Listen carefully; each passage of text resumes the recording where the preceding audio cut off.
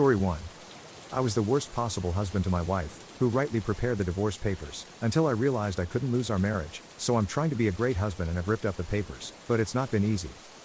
My wife, 31 feet, and I, 27 meters, hit a rough patch and have been living separately in the same house for almost a year now.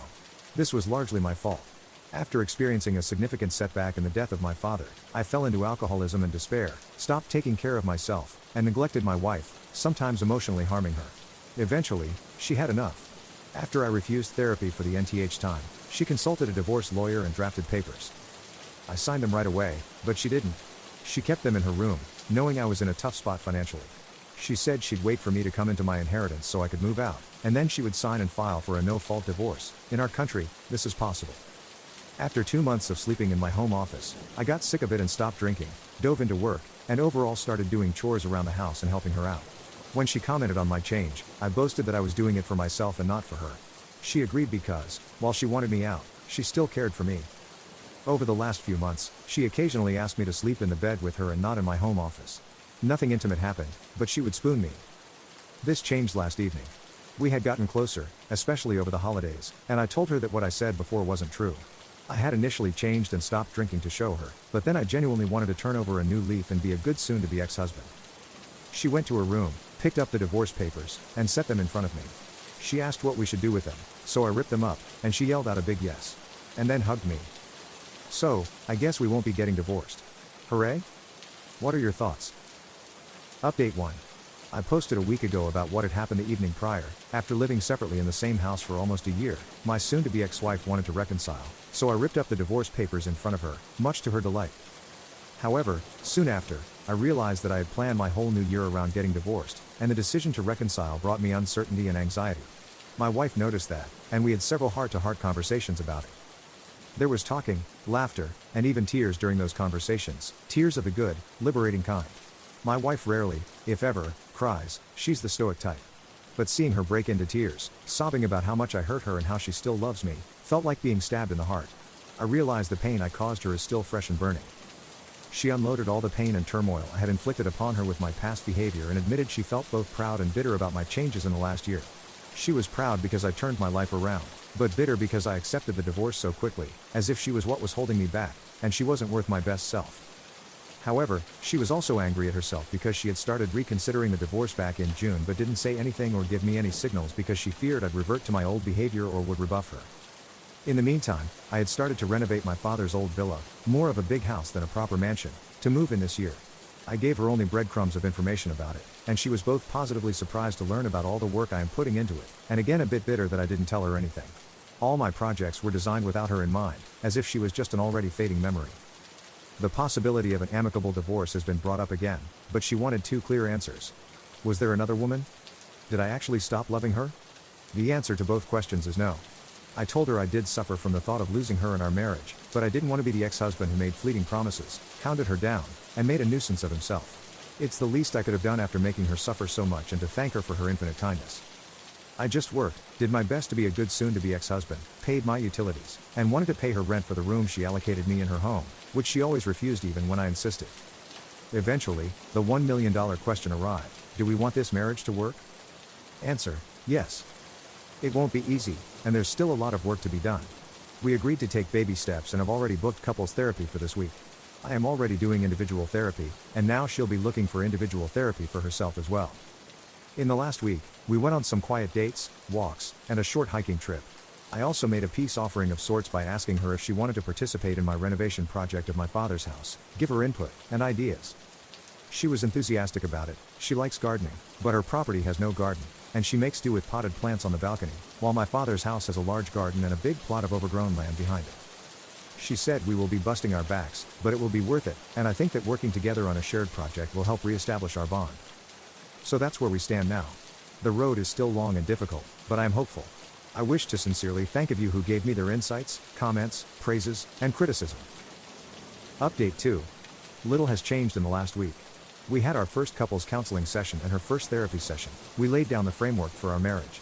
We went out on some dates and overall spent quality time together. We still haven't been intimate. She tried to initiate once, but I gently turned it into cuddling and talking. Another issue is that I have some difficulty sleeping in the same bed as her, not because I have something against her, but I'm so used to sleeping in my own bed that I often sleep 1 or 2 hours with her, wake up, and head to my home office turned bedroom to sleep there. I wake up earlier and fix breakfast for her. She's happy about it but mentioned once that I didn't sleep with her. Do these things take time? I believe so, but I'm a bit scared I'm giving the impression that I gave up on our marriage. I believe it will take months and lots of work to get back to how we were, while she thinks the process should be quicker, and I'm being too hard on myself and her. Update 3. As a former heavy drinker, I can't get over the shame, even if my wife says she's proud of me. I have been sober for over a year, getting sober after she served me divorce papers. She decided to try to reconcile last January, and although things have not been easy, to say the least, we still sleep separately. I don't feel secure enough to be intimate just yet with her, and we do lots of individual and couples therapy. We are somehow managing. However, despite what she says, I can't get over the shame of having been a useless drunkard. She probably remembers me as such, and the shame and guilt become unbearable. I work as a civil servant, in family services, ironically enough, and recently, I got moved to the cabinet in the provincial government, even having a photo shaking hands with our Prime Minister. My wife picked this photo and put it on Facebook for everyone to see, writing how proud she was. I do think she genuinely believes this, and I'm happy, but I also think she's too eager to sweep the past under the rug, and our problems aren't fixed at all. I still feel lots of shame and guilt toward her every time I look at her. At a certain point, I even looked forward to divorce, but she insists I am doing all the right things and that if I love her, divorce is something I'll end up regretting. I just feel we will never overcome this. Although many moments are happy, and I do my best to give her quality time, cook her favorite dishes, and get her gifts, I can't help but feel hopeless and even alone in my feelings. She wants us to move on, but while it might be easy for her to forgive me, it's not easy for me to let go of the shame of what I was to her. My therapist says I have to deal with it on my own since I caused all this, and I agree, but I don't know how to move forward. Is there something I can do, or should I learn to accept this and live with it? Maybe with time, it will get better. After all, a year sober is almost nothing. Update 4. She had every right to file for divorce when she did because of my alcoholism. She didn't deserve that.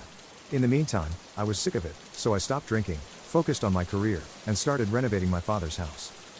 She wanted to reconcile upon seeing those changes, and I agreed. But now I'm realizing I had internalized the divorce in my life plans. I planned my new lease on life around it. I can't see myself being intimate with her. She tried a couple of times, and I gently turned her down. As a gesture of goodwill, I asked her if she wanted to participate in my father's home renovation project, and she accepted with enthusiasm. She always wanted a garden. Now I'm regretting it because that was supposed to be my retreat from the world, and I will have to share it with her. I said all of this to her. She was upset but also understanding. In her opinion, part of the fault is hers. She never communicated about reconciliation and sprung it on me, and as a result, what should have been a happy thing became a source of stress and anxiety for me. My therapist and she say this is my depression talking, but I'm not so sure. Are we truly done? Update 5. Not really an update, just a new development. I showed her my last post. She said she already knew many of the things I said, including the comments about gems and flowers. She said if she knew the anguish a reconciliation so soon would cause, she wouldn't have offered it and is now regretting it.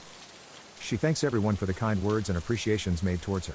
At the same time, she got upset because, in her opinion, I put things worse than they are, so either I exaggerated them, or I've been keeping my true feelings from her, and this is a big problem. For example, she says I'm not as cold as I'm making myself out to be, and that she's not as pushy as I make her out to be. In fact, she's been giving me lots of space. She says I'm doing a weird self-sabotage here. She says I'm trying to get her to leave me, but it won't happen, and if I really want to end it, I have to do it myself. She doesn't agree with it, but if I want to move out, she won't oppose it. She wasn't angry, just very numb. Update 6. Things are not easy, but overall they are going well, both in therapy and everyday life. There are still some issues in getting intimate, but we are getting there. Sometimes, though, the shame and guilt become too much, and I wonder why she is even staying with me. Maybe it's sunk costs? I do my best with little gifts, dates, cooking her favorite dishes, and picking up chores, but to me, it always feels like I could do more. Sometimes she notices this and says to take it easy. She says I try too hard sometimes, and it comes off as artificial. She likes that now I'm all smiles, always shaved, well-dressed, and gentlemanly with her, but joke that sometimes I look like the president of her country of origin. I'm doing my best, though, even at the cost of overdoing it. Update 7. However, despite what she says, I still can't get over the shame of having been a useless and harmful drunkard. She probably remembers me as such, and the shame and guilt become unbearable. I work as a civil servant and recently I got moved to the cabinet in the provincial government. My wife picked the photo of me and the Prime Minister and put it on Facebook for everyone to see, writing how proud she was. I do think she genuinely believes this, and I'm happy, But I also think she's too eager to sweep the past under the rug, and our problems aren't fixed at all. I still feel lots of shame and guilt toward her every time I look at her. At a certain point, I even looked forward to divorce, but she insists I am doing all the right things and that if I love her, divorce is something I'll end up regretting. I just feel we will never overcome this. Although many moments are happy, and I do my best to give her quality time, cook her favorite dishes, and get her gifts, I can't help but feel hopeless and even alone in my feelings. She wants us to move on, but while it might be easy for her to forgive me, it's not easy for me to let go of the shame of what I was to her. My therapist says I have to deal with it on my own since I caused all this, and I agree, but I don't know how to move forward. Is there something I can do, or should I learn to accept this and live with it?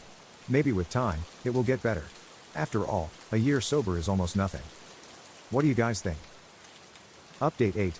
2 months later, things are going lukewarmly well. Talks of reinitiating divorce proceedings have stopped, and although we still sleep separately and have no intimacy, my issues, working on it with my therapist, we are doing well.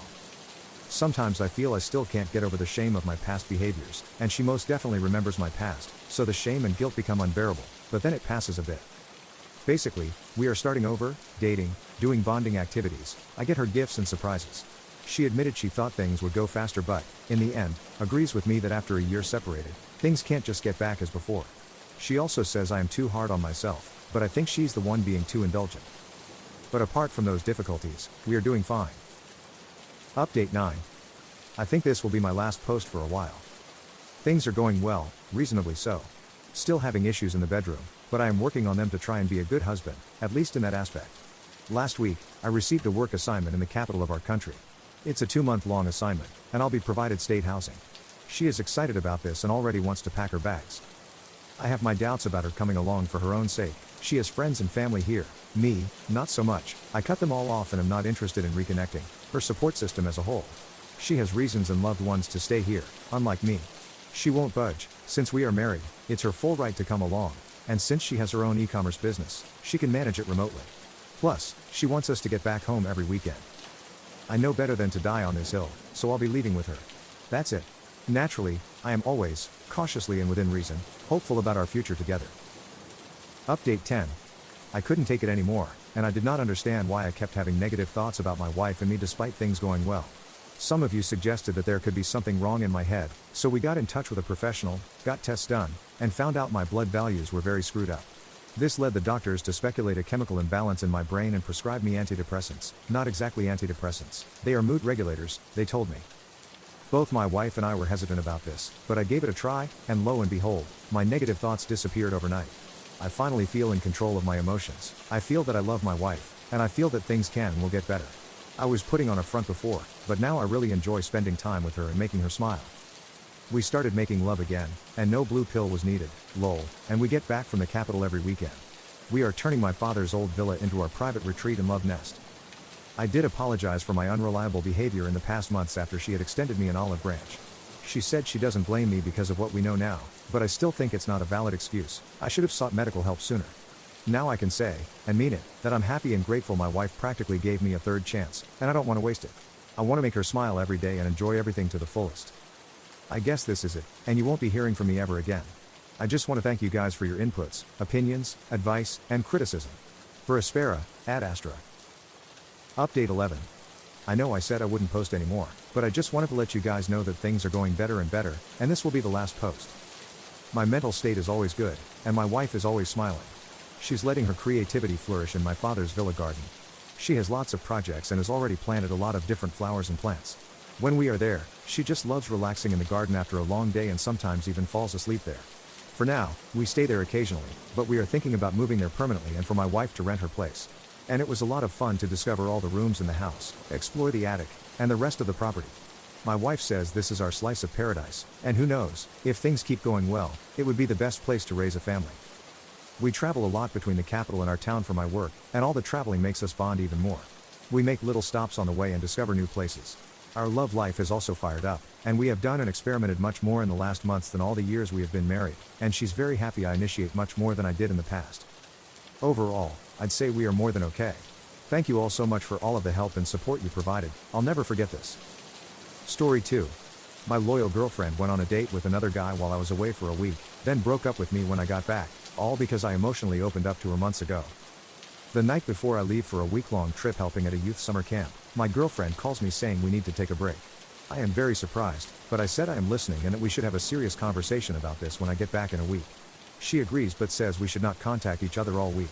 I found this weird but agreed to it. It would be hard to contact her anyway, as I would have poor cell service and would be very busy. After I get back, she breaks up with me instead of having the conversation we agreed to. I am left so confused and unresolved that I end up guessing her Discord password. We shared lots of accounts and passwords, and read messages between her and her friends saying she went on a date with her lab partner while I was gone. She also lied to her friends, saying that we already broke up. She told her friends not to tell me even though her friends thought we already broke up. She explains to them how, 8 months earlier, I opened up emotionally, crying, explaining how I was depressed, etc. She said it was an awful experience. She literally linked this an anonymous post in her friend's Discord chat, saying, "Is this me?" And her friends say, "Of course not," etc. They then proceed to convince her she needs to break up with me instead of talking to me. I was thinking all week about what we were going to discuss, but we never even got to have the conversation. I'm so confused. How did our 3-year relationship end when I left for a week? The reason she gave for breaking up with me is that I am emotionally unavailable. This is not entirely false. Emotional openness is certainly not one of my strengths, but we had talked about this many times before, and I felt like I was making progress. But who cares? Our relationship of 3 years is gone for a reason that doesn't seem to make sense. We planned our engagement, getting married. We talked about where we could live together and both go to grad school, finances, etc. I am going to tear myself apart thinking about what could have happened the week I was gone to cause all this. I want desperately to understand and for her to be honest, but I know I can't force it. I agree with her that our emotional relationship was far from perfect, but why wouldn't she want to talk about it before making such an impetuous decision? If she had moved across the world, then I would be able to move on, but so much of our lives were intertwined. I will see her every week at church, and our friend groups are the same, so I will see her constantly. I just want to have some closure and understanding, but she doesn't even want to talk to me. Sorry for the rant, I don't know what to do. What do you guys suggest? Update. I am very well aware this is going to sound unbelievable. A few weeks ago, my ex-girlfriend texted my parents, explaining how a close friend of hers died in a climbing accident. My parents asked for this person's name to see if they knew him, and it quickly became clear that it was the guy she cheated on me with who died. She said she wanted some prayer and didn't know who to talk to. Obviously, it's really weird for my ex-girlfriend to be contacting my parents. My dad's first reaction was questioning if what she was saying was even true. Shortly after, an article popped up confirming what she said was true. A few days later, she reached out to me and asked if we could talk. I agreed. We ended up having a phone call for about 2.5 hours, and I think overall it was quite fruitful and cathartic. However, I held back a lot of what I wanted to say because of the fact that she was in grief over what is an objective tragedy. Obviously, I am hurt beyond words she would go behind my back in such a manner, and I really wanted to tell her honestly how this betrayal had impacted me, but I didn't because I felt like it would be too much given the already heavy nature of our conversation. She gave me a really sincere apology for the date she went on, and it meant a lot to me that she did. She also told me that they were continuing to see each other. I found this heartbreaking and confusing, and what I neglected to say, however, is that it seems her continuing to see him after we broke up undermines her apology. Is this interpretation accurate? How could she be so deeply sorry that she cheated on me, yet continue to see this guy afterward? Today was our anniversary. I have not known such a deep and profound betrayal from a person I loved so much. I hope I can learn to love again one day. It's time to move on from her. Relevant comments. Comment 1. You are a better person than I. It's a tragedy, no doubt, but the most polite I could be would say I'm sorry, but I'm not the right person to grieve about this too. It's sad a life was lost, but she did a horrible thing to you too. You can't be expected to carry her heartache. You are definitely a bigger person to be able to sit through that conversation. Comment 2. You did help her. Perhaps not in the way she asked or hoped. But you gave her the information to help herself and you weren't cruel about it. I think that was mature and a decent thing to do, while also protecting yourself emotionally. Comment 3. When I was younger I had an ex cheat on me with a coworker. We ended pretty amicable though. I'm the type of person who doesn't let these things bother them and carried on with my life as normal. She got into a relationship with this guy and moved into his place. He then began to physically and emotionally harm her. She messaged me asking if she could stay at mine because she had nowhere to go. Bad relationship with parents. I told her to ring the police and gave her the address for a woman's refuge in our area. My parents and friends all said I was heartless and she was still a human. I still don't feel bad. She was a compulsive liar. This is one of the reasons she had strained relationships with her friends and family. I wouldn't give her $500 once when she blew through her wages 1 month and she told everyone I was financially abusing her. I really wouldn't be surprised if the real story was the guy had had enough and just kicked her out and she made up the story about being abused to get sympathy. I'll never know the true story. I blocked her after all this. I now live in a different country and have no idea what she's doing with her life. I honestly hope she's sorted out all her demons, got some help and is living her best life. Story 3. I ran away from home to escape my evil stepmother, but I didn't warn my dad, so now he's getting torn a new one and has been disowned for being an awful father and not having my back. So I, 17 feet, used to have a great relationship with my stepmother, Tammy. I genuinely saw her as a mother figure in my life, and I was so excited when she found out she was pregnant. But everything changed in 2020 when I had to stay prematurely with my dad during the pandemic because my mom is a surgeon. At first, everything was normal until my stepmother, Tammy, was about 4 months pregnant. She started snapping at me for no reason, and things that she didn't care about before now bothered her. I wasn't a messy or loud person. I did everything I was asked and respected the rules without any back talk, but no matter what I did, she got angry. It got to the point she couldn't stand being in the same room as me. I remember I ended up staying in my room most of the time and only left to do chores or get something from the kitchen. Even then, she got mad. One day, she came into my room angry and started yelling that my room was so smelly it was making her sick. I pointed out that the only mess in the room was a half bag of chips, which caused her to burst out crying. As always, Dad babied her and made excuses, saying she was struggling over lockdown, pregnancy, and not being able to see her family. My mental health was extremely bad. I felt like I was a piece of trash that my dad was going to throw away at any moment, and I was always scared my mom would get sick. It got so bad my hair started falling out. The breaking point came when I was at the kitchen table, reading a story on my phone, waiting for my cereal to go soggy so I could eat it. Tammy came in, huffed, and started cleaning, loudly complaining about a mess. The kitchen was spotless. Then she took my bowl and threw it in the bin, literally, even the bowl. I just flipped and started yelling at her, asking what her problem with me was, and called her a schlong head among other things. My dad came running and got between us. She demanded that I leave the house and said I was never allowed near her kid. Dad walked me to my room and said something that ruined our relationship forever. He told me that I must be doing something to Tammy because no one hates a kid for no reason, and that if I kept stressing her, I'd have to move out. I then made a social media post asking someone for a place to stay, explained the situation in detail, packed a bag, and climbed out my bedroom window. After about 30 minutes, my phone started blowing up, but I just turned it off and went to a friend's house.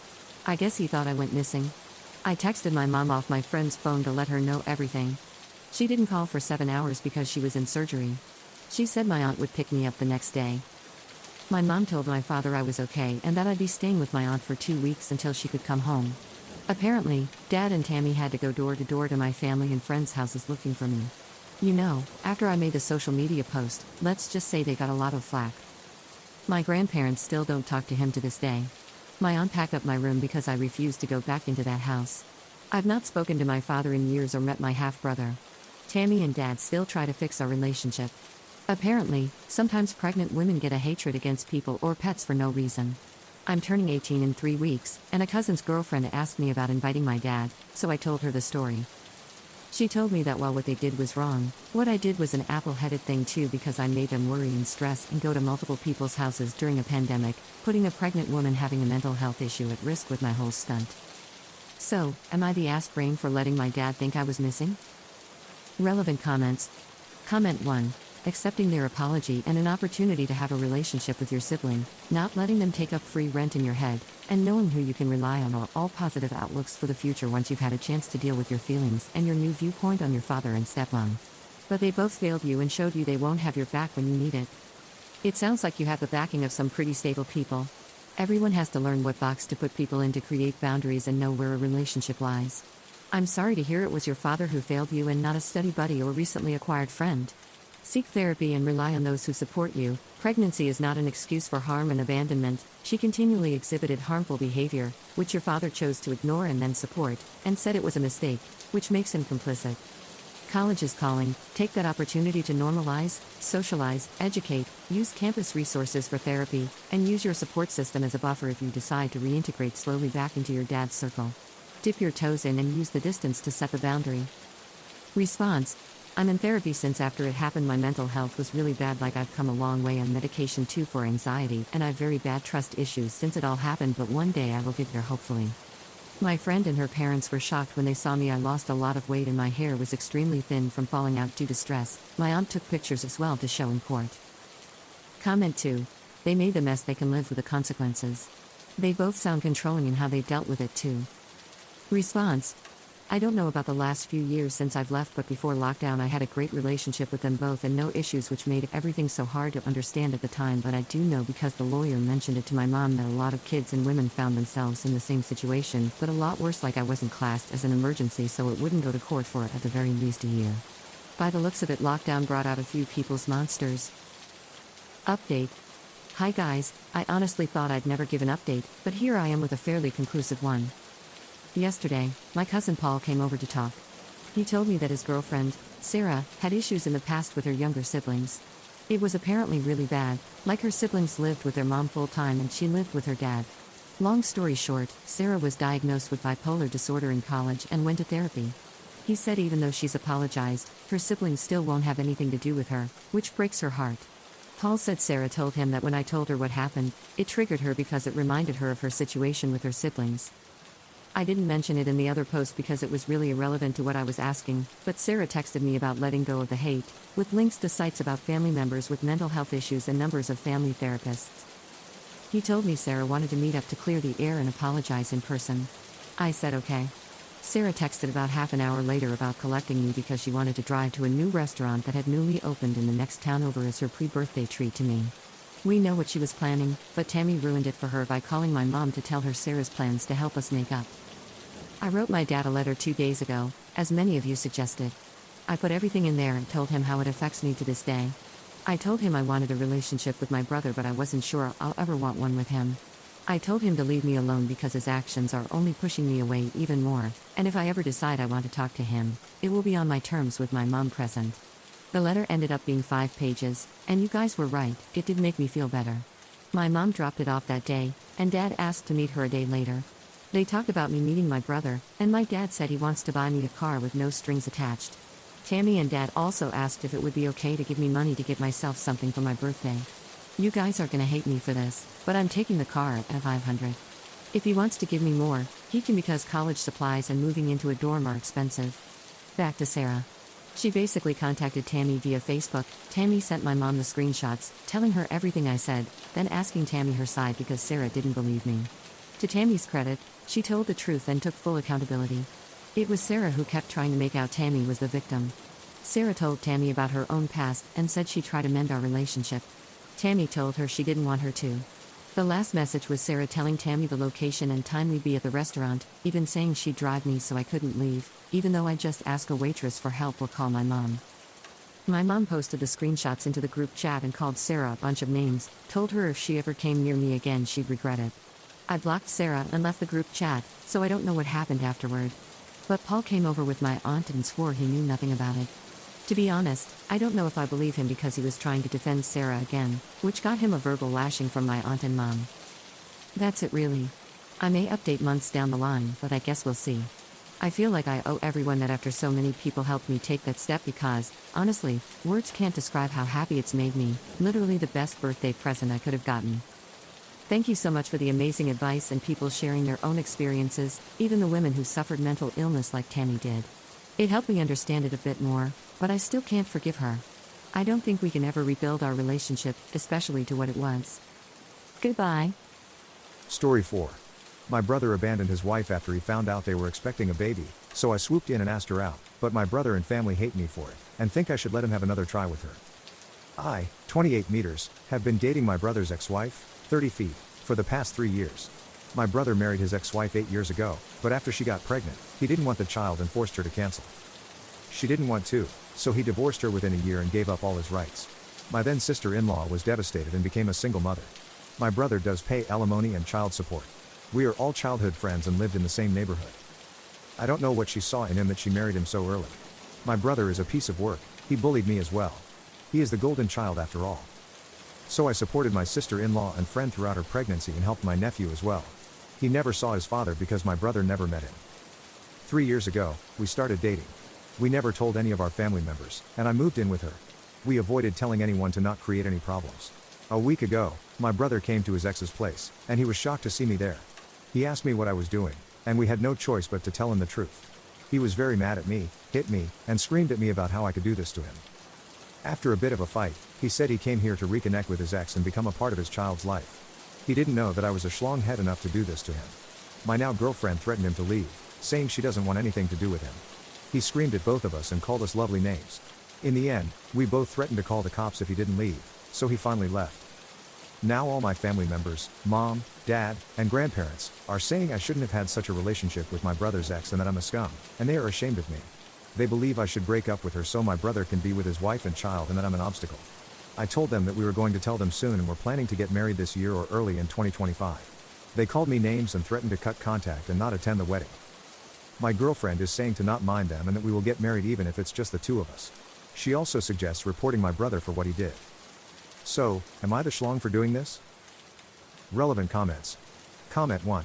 There's no reason to wait until they cut you off. Go no contact with them now. You already know you can't trust them with the most important aspects of your life, so they're not worth any effort or consideration. Response. I just thought I would be able to keep my relationship with my family. That's why I didn't go no contact or report my brother. Comment 2. So you help and support the woman and child your brother abandoned, but you're the scum? Yeah, it's time to go low contact or no contact with every family member that thinks this. Also, what is your brother thinking, coming back after all this time, ignoring his responsibilities, and having his fun, and thinks things are just going to go back the same? Yeah, you can tell he was the golden child and could do no wrong. Response. No, I'm not scum for helping her and her kid, they knew about it. I'm a scumbag because I am in a relationship with her and adopting her kid, which I shouldn't have done in their words. She is not just my brother's ex, she's also my childhood friend, and I fell for her. We did what we did, and they are angry at us now. Comment 3. If you were assaulted, press charges. As for your family, you had to know they were going to disown you over this decision, so just move on without them. Beyond that, have your girlfriend's lawyer send your brother a letter explaining that he gave up his parental rights and has no legal right to be in his child's life. He'll probably petition the courts to end child support and alimony, so be prepared for that. Response. Oh, I should have mentioned this, where I'm from and the laws I know about after consulting. If I marry her, he won't need to pay alimony and child support if I adopt my nephew. So my girlfriend came up with a devious plan that we will hold off on adopting and make him pay child support and other necessary funds for the future, and fight for it for what he did to her and me. But I think we should just let it all go, cut them all off if there's no other way, and move on with our life. I was just hoping that I might be able to retain at least some kind of relationship with my parents, which is why I didn't block and tried to talk to them all the time and tell them what I feel. If it doesn't work, I'll just cut them off because I would have no other choice. Update. First of all, thanks to the majority of people for their support and kind opinions. There are also some who are threatening me, saying if it were them, I'd be 2 feet under, or that there are some people I shouldn't mess with, or I shouldn't put my hands on someone's wife or blood. Well, he did that himself, he abandoned both of them, and before she was my brother's ex-wife, she was my best friend. Coming back to the update, there's nothing much to say. Yesterday we sat down and called my family to talk and clear things up. It was my girlfriend who talked to them. She said even if we both don't get married, there is no chance that she will be with him or allow him to meet her kid, no matter what. It isn't up to him to decide for her what she can and can't do. My family and brother all started convincing her to give my brother a chance to be a dad and husband. After a lot of yapping, my girlfriend said no, she already has found another man, and there isn't much he can do to stop her. Who is this other man, you may ask? It's me. Then my brother started threatening me because he knew I was listening. I didn't say much, he said I went too far and said nasty things. My girlfriend cut him off and said never to contact any of us again.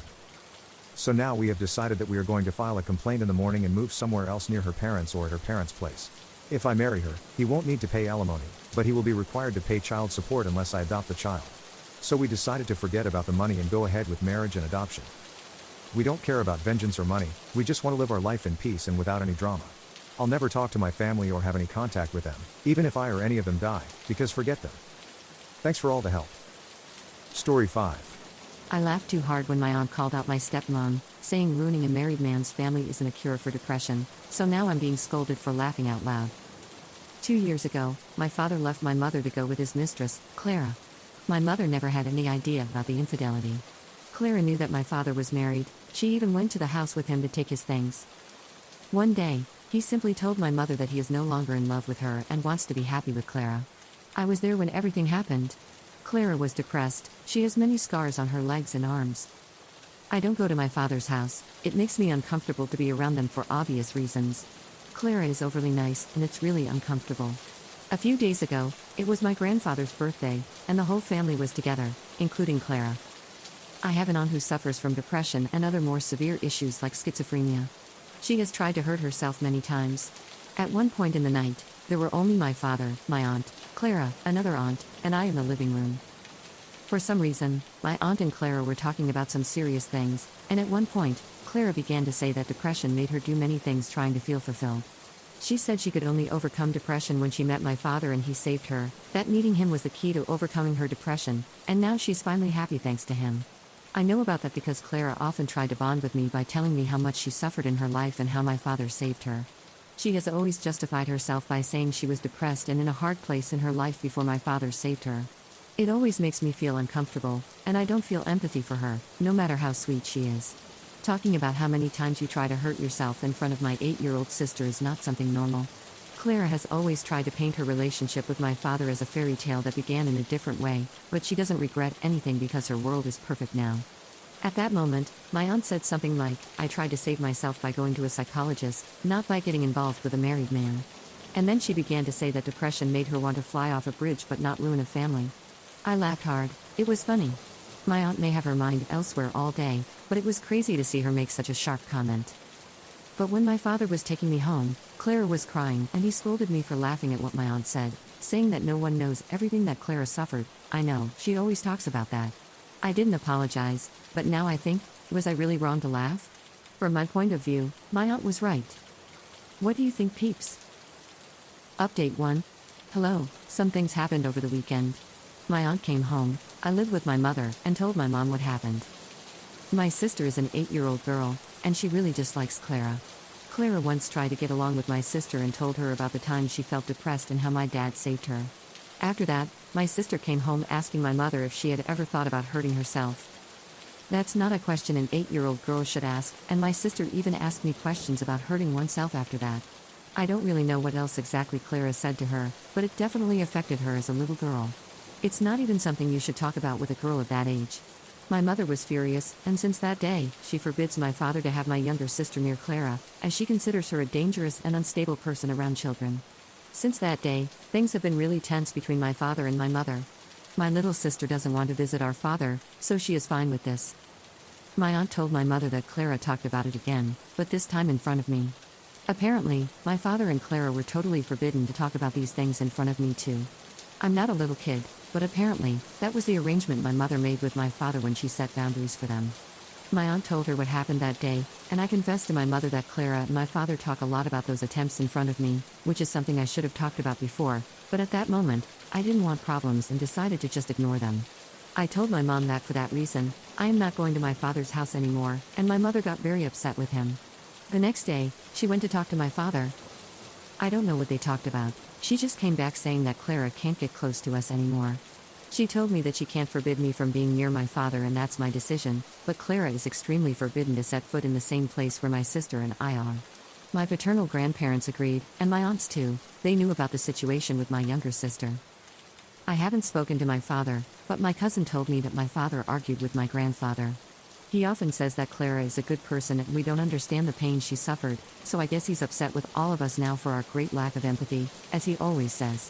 I don't know, at least now I won't see them for a while. It was a boring update, but that's what happened, haha. Edit, my father is only 3 years older than Clara, she is not much younger than him or anything like that. From what Clara told me, she always tells it, they met at work. She called my father every time she tried to harm herself, and so he began to help her. Clara used to go to the psychologist but said that she decided to leave it because that did not help her. Then she met my father, and well, according to her, he saved her. It is disturbing to hear her talk about how she always sent messages to my father since he was her only support, her words, and he ran and left everything at home to go with her every time she was feeling bad.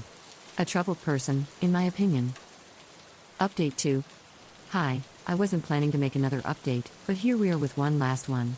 We've had a lot of problems with Clara, too many, and I think now even my father has realized that she's unstable. I have stopped going to see my father, and my father's parents stopped allowing him to go with Clara to their house since I am there a lot and my mother does not allow her to come near me or my sister.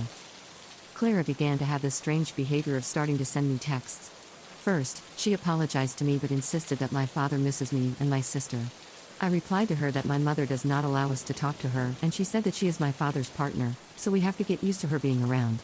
She started to talk badly about my mother, saying that I'm too young to realize it, but my mother is manipulating us, and that's wrong because she's not allowing us to be a family. I'm young, but I'm not dumb. I didn't answer her again and showed the messages to my mother, who spoke to my father again. My father knew nothing about this and apparently had an argument with Clara about this, since now my mother is planning to take away his last name from our name to end this situation and protect us.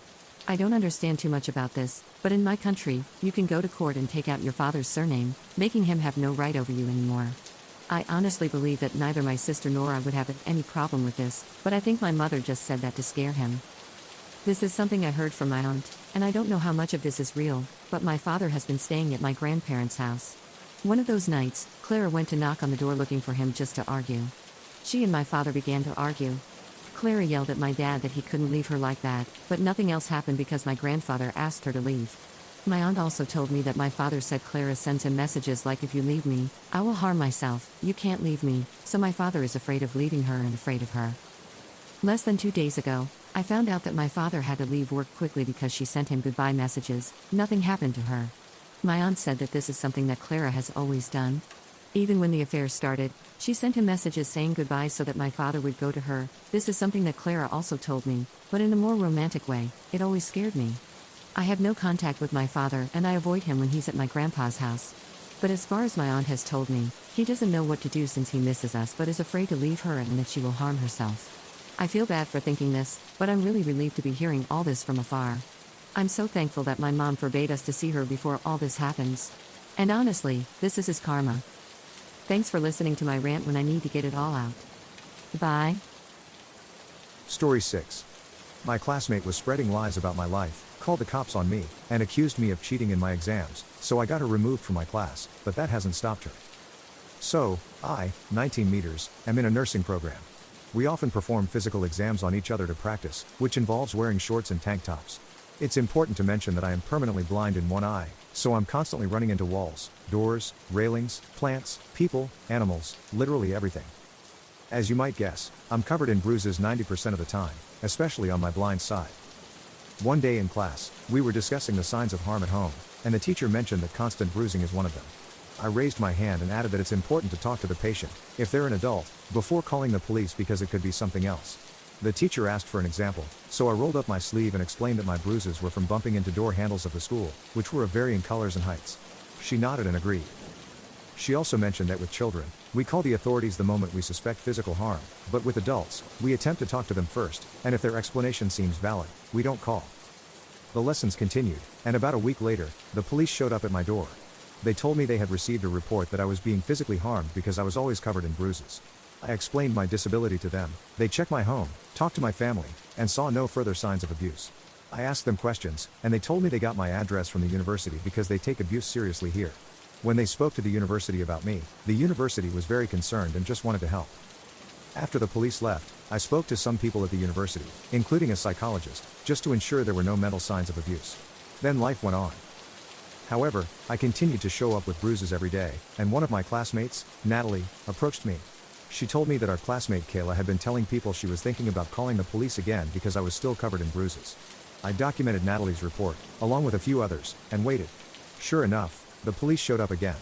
It was the same process, but this time I told the university that Kayla was using the police to harass me and that I wanted something done about it. The university decided that the best course of action was to move her to different labs so she couldn't see whether I was bruised or not. Now, Kayla is telling me that I'm an idiot and that she was just trying to help me, and that I didn't need to mess up her whole university schedule. Update 1. It's been a bit since that post, and I have big updates on Kayla. Previously, I had her removed from my labs, but we still shared classes. I figured everything was fine and she'd leave me alone, but I was wrong. Not only was she spreading rumors that I was being harmed at home, but she called the cops again, apparently more than once. This time, the police mentioned reports instead of just a report. When I asked how many reports, they said it was multiple, so I don't know if others in the class called or if Kayla had her family do so. They couldn't tell me who called due to privacy, to protect reporters from potential retaliation. Apparently, my university had tried to stop the police when they spoke to them, but the police had to check anyway. So they came, and we went through the same process. I told them I felt like someone was using the cops to harass me, and the police took this seriously. They said no one would show up again, and anyone who called after being told not to would be charged with harassment. Well, that was about a week ago, and someone continued calling, trying to claim a different name, not realizing that the police record phone numbers as well. So here's your update on Kayla. She called again and again until it got her charged with harassment and misuse of police resources. I'm not sure what's going to happen next or if I'll be called to testify, but I haven't seen her since I was informed that she kept calling, which I found out from another classmate. I don't know how great an update this is, but yeah, that's hopefully the end of the situation. Update 2. I don't know exactly where to start with this post, but I kinda wanna give this update because I'm hoping it's the last one. Spoiler alert, it's not. So, I made my last post only 12 days ago, and crap kinda hit the fan. Now, I need to explain that quite a bit of this is secondhand because I luckily avoided the crazies. So basically, Kayla does not know where I live. She knows the general town, but nothing else. I did invite one girl in our class to my house to work on a project. She was the only person other than the university who knows where I live. Kayla knows this because she and the girl, Lily, are kinda or kinda not related. Lily's cousin is married to Kayla's cousin, so they knew each other prior to the program but not really well. And Lily is also the one who told me about Kayla still calling, even after the police promised me they would not show up again, which they haven't. They just started taking down the numbers and keeping track of who called, when, and whether they called after being told not to. So basically, Kayla knew Lily and I were paired up for the project, knew Lily came to my house, did not know where the house was, or what it looked like, just that it was in a town X kilometers away from where they were. They also knew the town name via Lily's mom, so I got warned by Lily that Kayla's mom was going to try to find me to get me to drop Kayla's charges. I'm not the one charging her, the police are. I have not pressed any charges despite some people saying I should get a restraining order. Lily warned me, and I hid in my house and did not leave until Lily told me that Kayla's mom had returned home. Kayla's mom then proceeded to harass Lily in an attempt to get Lily to give Kayla's mom my address so she could knock on my door instead of driving around aimlessly hoping to spot me. Lily refused and deleted all texts between me and her to ensure that even if Kayla's mom stole her phone and somehow got past the password, she would never get my address. Lily then informed the university of the situation and had proof via texts, which the university had her print off and give to them and the police. The university security is now watching for Kayla's mom's car, and Kayla's mom. Security is informed that if and when I'm at school, they are to escort me to and from my car. My car is also to be parked near cameras by order of the university until the situation dies down. Luckily, I'm at clinicals and not anywhere near the university. Kayla was kicked out before clinicals, so she has no idea which clinics the students are at, or which I'm at. Had she stayed in longer, she'd have a literal list posted to the class page about where I'm at and where in the building I'm at. Kayla's family apparently was informed by the police that any attempts to contact me would be harassment, so says Lily, can't guarantee, but yeah. I kinda don't know how to feel. The next time I have to go to the university is for exams in like 3 weeks, so hopefully Kayla's family doesn't hold on to this that long. Until then, I'm safe in a building filled with security, locked doors, and places to run. The placement was also informed about this situation and, with pictures from Lily, who's at a different placement, are watching for Kayla's family and have banned them from the premises in advance. So, yeah, if this goes no further, I won't update anymore, but if it gets worse, I guess I'll update after my exams and the HESI. Wish me luck because I'm going to try not to stress too much about the Kayla situation and focus on my finals and HESI instead of that. But I don't know how that'll go. Hope y'all are enjoying my mild suffering and it entertains you if only a bit, so that some good can come from this situation I can't believe I'm in right now. So, yeah, thanks again for the words of encouragement and kindness some of you showed me during this insanity, and wish Lily some luck as she's being bombarded by her family to give Kayla's mom my address, phone number, etc., and doing her best to hold out on this and making sure her phone is never out of her sight on the off chance she leaves it open. Anyways, hopefully this is goodbye. If not, well, I'll see y'all in 3 weeks-ish for another update. Update 3. Hey, so I'll start with the good before the bad. I passed all my exams and am continuing to move through the nursing program. On to the crazy, I finished the exams a few days ago and was called into a meeting. I was not informed what the meeting was about. I got there, and it was the dean, my professors, and the head of the nursing program. I was confused and a little scared because they all looked so serious. Instantly, one of my professors told me not to worry, that they don't believe the accusations but need to talk to me about it. I asked her what accusation, and she informed me they had gotten a tip that I was cheating on all my exams. At that point, I just wanted to curl into a ball and cry, because in my area, that's something that can get you banned from every university. Cheating on exams is instant expulsion, and it'll mean you have very few options or future as other universities won't accept you either. I told them it wasn't true, that I'd never cheat on an exam. They said that they were having IT check my account that I used to sign into the computer for any suspicious activity, and that if they found any, I'd be expelled instantly. But if they didn't, they'd take it as a false accusation and would be contacting the police, as they had an idea of who had given the tip. At that point, I hadn't even considered that it might be a final attempt for Kayla to ruin my life. She was the last thing on my mind because I luckily haven't had to be involved in her case. The cops have enough evidence from her repeated phone calls, and the recordings, and that she ignored the order to stop calling them about me. After less than a day, I was informed by the professors they found no evidence of cheating, and they were forwarding the number of who called and the situation to the police. The police then contacted me and informed me that this was done by a relative of Kayla's, not Kayla herself, as apparently she's being held till trial because she's a flight risk and tried to leave the country when she was out on bail waiting for her trial. The cop highly suggested, like many of you, that I get a restraining order against her, her family, and anyone she's friends with, and make it a crime for people to contact me on her behalf, as they can't arrest the person who called the tip on me due to the fact that they have no evidence the person truly didn't think I cheated or something like that. They said it wasn't worth pursuing the person for harassment as I'd most likely get nowhere and make my situation worse, not better. I will now be going through with getting one, hopefully. The university is actually helping with this process as they feel responsible for me getting put in this position, and they don't like how powerless they were to really stop any of what was happening to me, other than banning them from the property. I was told I'd never see Kayla on the property again, which tells me she has been officially expelled. So yeah, this is the last update. I didn't want to update this time because I just feel like I'm living a nightmare at this point. But people kept commenting update me, so here it is, I guess, hopefully the final conclusion to my story. I'm in the process of getting a restraining order, I've passed my courses, avoided Kayla for a while, and am slowly losing my sanity. Thanks for all the help. Story 7. My manipulative monster-in-law thought it would be a great idea to invite my man's ex to our son's gender reveal, and admitted that she'll never love me as much as she loves her son's ex. My significant other, 26 meters, and I, 25 feet, have been together for 7 years now. Both of our previous relationships lasted 3 years, so I completely understand how one can form bonds with significant others' families. I remember at the beginning of my relationship with my current significant other, it was senior year, and my mother-in-law would have his ex, Sam, sleep over every other day after they broke up. My significant other would invite me to sleep over for peace of mind. It was so weird. Sam would sleep in bed with his mom while my significant other and I were in the room down the hall. My father-in-law was rarely home because of his job, so he had no idea what was and has been going on. My significant other then told his mom that it was making both him and me uncomfortable that Sam was sleeping over. She responded with, "This is my house, I can have whoever I want over. If you don't like it, leave." So we left, with our minimum wage jobs, to a studio for $1,800 rent. My mom did not take us in since she was not on board with us being together in the first place. At that time, I was so frustrated with this lady just wanting to make things so uncomfortable for me and drive me away. I didn't realize how it must have made my significant other feel that his mom would prefer his ex over him.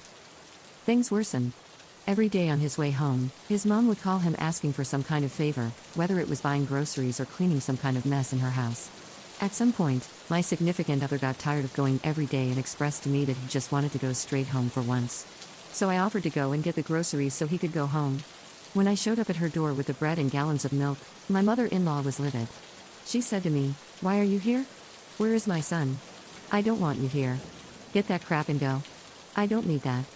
I responded to her, "As per your son's request, I'm dropping this off to you," then left. This infuriated my significant other, and he refused to go to her house for the following 2 weeks. She then played the victim card, saying that she hasn't had any food or drink, and how her house is becoming a mess. My significant other told her that she is Sam, who can easily get groceries and clean for her. By the way, my mother-in-law can drive and clean on her own. Later, she would invite both of us to visit. Coincidentally, Sam was there every time. I pulled my mother-in-law to the side and expressed to her that it makes me uncomfortable. Sam didn't even live there, she was invited every time we were invited. My mother-in-law then told me that she sees Sam as a daughter and will never love me as much, so I have to accept it. I was 19 at the time. I continued to offer her help, thinking she'd come around to like me or even accept me. She would continue to reject me, but my significant other would ask the favor to help clean. So, sadly, I still helped, all while she made snarky comments and complained about everything about me. We slowly went down to visiting twice a month, even though we lived only 5 minutes away. When COVID started, I started to become close with my sister-in-law. We would talk every day, and at some point, I opened up to her about our mother-in-law.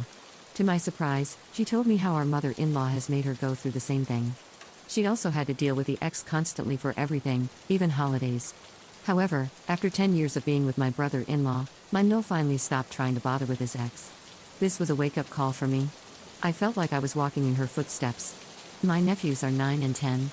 I am not going to deal with Sam for that long, especially with my kids. In 2021, I became pregnant with my son. My significant other and I were looking at gazebos to rent for the gender reveal. My mill said, "Save the money, and we can do it at my house. It'll be great." Well, the title spoiled it. She invited Sam. This ruined it for me and my significant other. We spent the entire time focused on actual family and friends. Afterward, my sister-in-law told me that my mill was simply looking for a reaction. I felt like I was part of a circus. A few months later, I was going to Lowe's to build something for my son, and I felt bad for the separation between me and my mother-in-law, so I offered to get her anything from Lowe's. To my surprise, she said yes. She asked for orchid mulch. When I brought her the mulch, I offered to help her plant the orchids in a pot, and she said she'd rather wait for Sam. She waited 3 months for Sam to plant it. My mother-in-law would also complain to my significant other that she barely saw my son. He told her that she could come over to our apartment. She refused because of her asthma and the AC unit in our apartment. We gave her the benefit of the doubt and started to go over. One of the times, my significant other was outside washing down the backyard, and I was inside trying to get my son to sleep. My mother-in-law took advantage of the privacy and told me that I am as fat as a cow and that my significant other will leave me for any woman who will cook and smile at him. Thinking she was looking for another reaction, I told her that I could care less if he left. A few months later, I became pregnant with my daughter. Again, we were looking into gazebos for the gender reveal and realized that they were more expensive than before. She offered to use her place again. I told her no, I'd rather not even do a gender reveal. She shamed me so much, saying that I don't love my daughter as much as I do my son. My significant other then told her that it was because of her inviting Sam the first time. She told my significant other, well, that's her fault that she's uncomfortable. My significant other told her that she could simply not invite Sam, and she responded with the same response as years ago, this is my house, I can invite whoever I want. We ended up doing a virtual gender reveal instead. At this point, we only see them at their house on Christmas, and they come over once in a blue moon. My mother-in-law, a few months ago, told my significant other that she has grown to love me. Now my significant other wants me to fix things with her. I don't. I'm absolutely tired of trying with her. I've never had a problem with any of my past significant other's parents. In fact, they've all loved me. Should I fix things with my monster-in-law? What do you think? Relevant comments. Why haven't you gone full no contact? For God's sake, this worthless woman can't be worth the energy at all to either of you. Even your kids would be better off with no grandma than that one. Response, I get my significant other's point of view. It's his mom, he can't do much about it, and he loves her. That's why I don't care if he goes to see her or not. I had suggested to him no contact with the kids, but he said that what is between me and my mother-in-law should not involve the kids. Part of me agrees, and part doesn't. If it were entirely up to me, I'd push for no contact. But because of my significant other and my wanting to have family that gets along with one another, I try to get her to like or even accept me. I've also pictured myself with caring in-laws like in my past relationships. I know this is impossible, but I wish I could have my significant other with any of my previous ex-mother-in-laws. Update. I spoke with my significant other. I didn't show him the post because, honestly, I was trying to avoid an argument. Instead, I just stated that he needs to understand my concerns about where I stand with him and how he should keep his word and give consequences to my mother-in-law. I told him that I don't think it would be healthy for any kind of contact with her because of her track record of consistently treating me this way for 7 years. My significant other then proceeded to tell me that I need to get over it, stop being stagnant, and leave the past in the past. The past? That was a year ago. My daughter just turned 1 last month. And there would have been more if I had continued to talk to my mother-in-law. It's frustrating. I try to tell him what gives me the reason that she isn't going to just wait until my guard is down and start with this behavior again. He told me that I might not see it, but he sees that she has changed. Also, I asked him why she said she has grown to love me, and he told me it was because she saw the kind of mother that I am, that I do everything for my kids, juggling the 2 of them and working from home at the same time. I'm sorry, but I don't see that as a valid reason to grow to love someone. I feel like when you are in love, it is by actions and displays of caring for that person. I definitely don't believe that act. My significant other completely believes her. Sadly, I think I will actually have to just rip the band-aid off and show him this post. Maybe then he will open his eyes completely. Thank you all for the feedback and help, as well as making me feel like I'm not crazy. I didn't expect this many responses. Story 8. I was forced into having an unhappy accident child with a woman of my nightmares, but now that my wife wants a baby, I don't think I can go through that experience again. 6 years ago, I, 28 meters, got drunk at a friend's wedding, and a woman, Lisa, 39 feet, whom I had rejected multiple times throughout the night, ended up making unwanted advances toward me while I was barely with it. It was a whole mess, and I fell into a deep depression. Things got worse when Lisa showed up at my door a few weeks later, saying she was pregnant. I begged her to not have the baby and leave me alone, but my dad and stepmother welcomed her into our house like nothing had happened. I never wanted to have kids, so when this happened, I was clear with Lisa that I didn't want anything to do with her, but I'd pay child support. I also cut contact with my dad for supporting her. After a few months, my son was born, and Lisa just disappeared. Nobody knew where she went, or they didn't want to tell me. My dad also refused to help because I had cut him off, so I was on my own. To be honest, I fell in love with my baby right away. Seeing him fight to survive and then holding him in my arms was the happiest moment of my life. And while it was hard, I made it work, just the two of us. Then, 3 years ago, I met my wife Sarah, 26F. We dated for 1 year and have been married for 2. Even when we were just dating, she was always perfect and adored my son Lucas, now 5 meters. She would play with him and read him stories and never said anything bad about him. She knew what had happened, but she was so loving and understanding, and I thought I had won the lottery by meeting her. The same happened when I met Sarah's family. Everyone was so welcoming, and they loved Lucas so much. They offered to babysit him and even took him on vacations so Sarah and I could have a weekend to ourselves. A few weeks ago, I told Sarah that I wanted to have a vasectomy so we could have a better intimate life. She asked me if I was really sure, and when I said yes, she got very quiet and changed the subject. Now, even before we got married, I was very clear that I didn't want any more children. At the time, she said she was fine with that because we already had Lucas. I knew she was upset, so I brought it up constantly until she finally admitted that she was hoping I'd changed my mind so we could have another child. Sarah said she understood why I didn't want kids in the first place due to my childhood, but that I had become a perfect dad to Lucas and I'd be a perfect dad for our second child, too. She also said she had asked him if he wanted a little brother or sister, and he had been very excited about it. I got upset when she said this and accused her of trying to manipulate my son, so we ended up having a big fight about it. The next day, she apologized, but she still wanted me to think it over. She said she'd support me no matter what I decided, but that this was important to her. I told her that I was hurt because she had never mentioned this before, and she just said that she was allowed to change her mind. Finally, she told me that we should talk with her parents so I could hear from them before making a decision. I admit I freaked out because I didn't want to discuss my intimate life with my in-laws, but she assured me that she had just told them because they were close and she was looking for advice on how to bring it up to me. Anyway, last night we had dinner with her parents. We visit them every other Thursday since that's my father-in-law's day off, and it was a disaster. I explained how I'd never wanted kids until Lucas was born and how even then he was the exception. For their part, they told me how much Sarah wanted to have a child of her own and how this could be good for all of us. Where things got messy was when they said they wanted to have their first grandchild. I told them that Sarah and I had been talking about her adopting Lucas, and my mother-in-law said, but he still wouldn't be my real grandson. They also said how they loved my son but couldn't love him like a real family member because they were not related by blood. Finally, my wife said she was having second thoughts about the adoption because Lucas already had a mom, and she didn't think she'd be able to bond with him like a real mother, so that's also why she wanted to have a child of her own.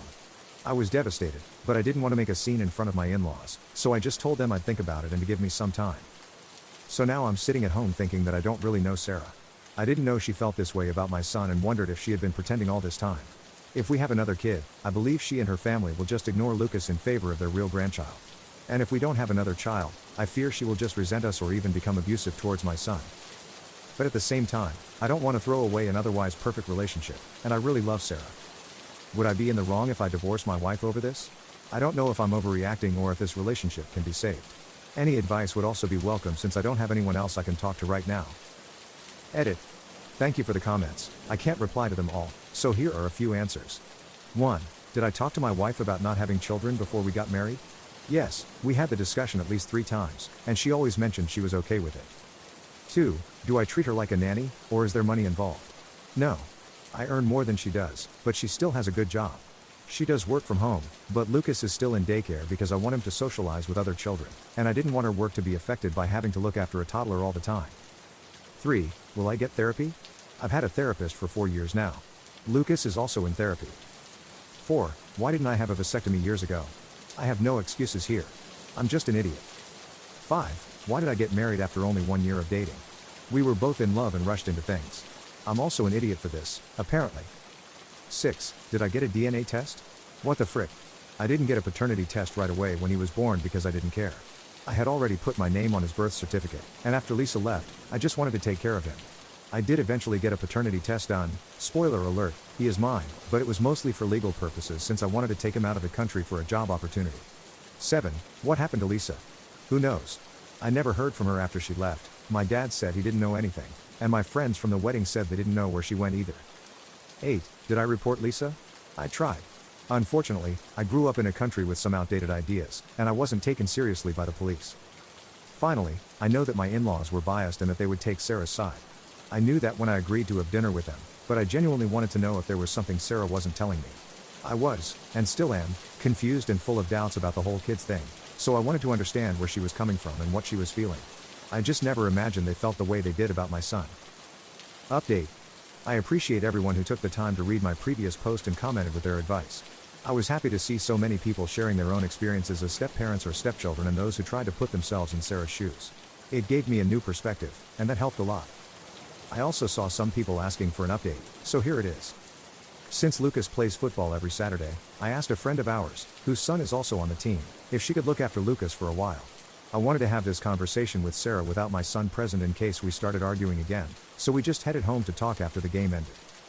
I know a lot of people said I should just divorce my wife both to protect my son and to let her move on, but, please don't be mad at me, when we sat down to talk, I wasn't ready to give up on my marriage just yet.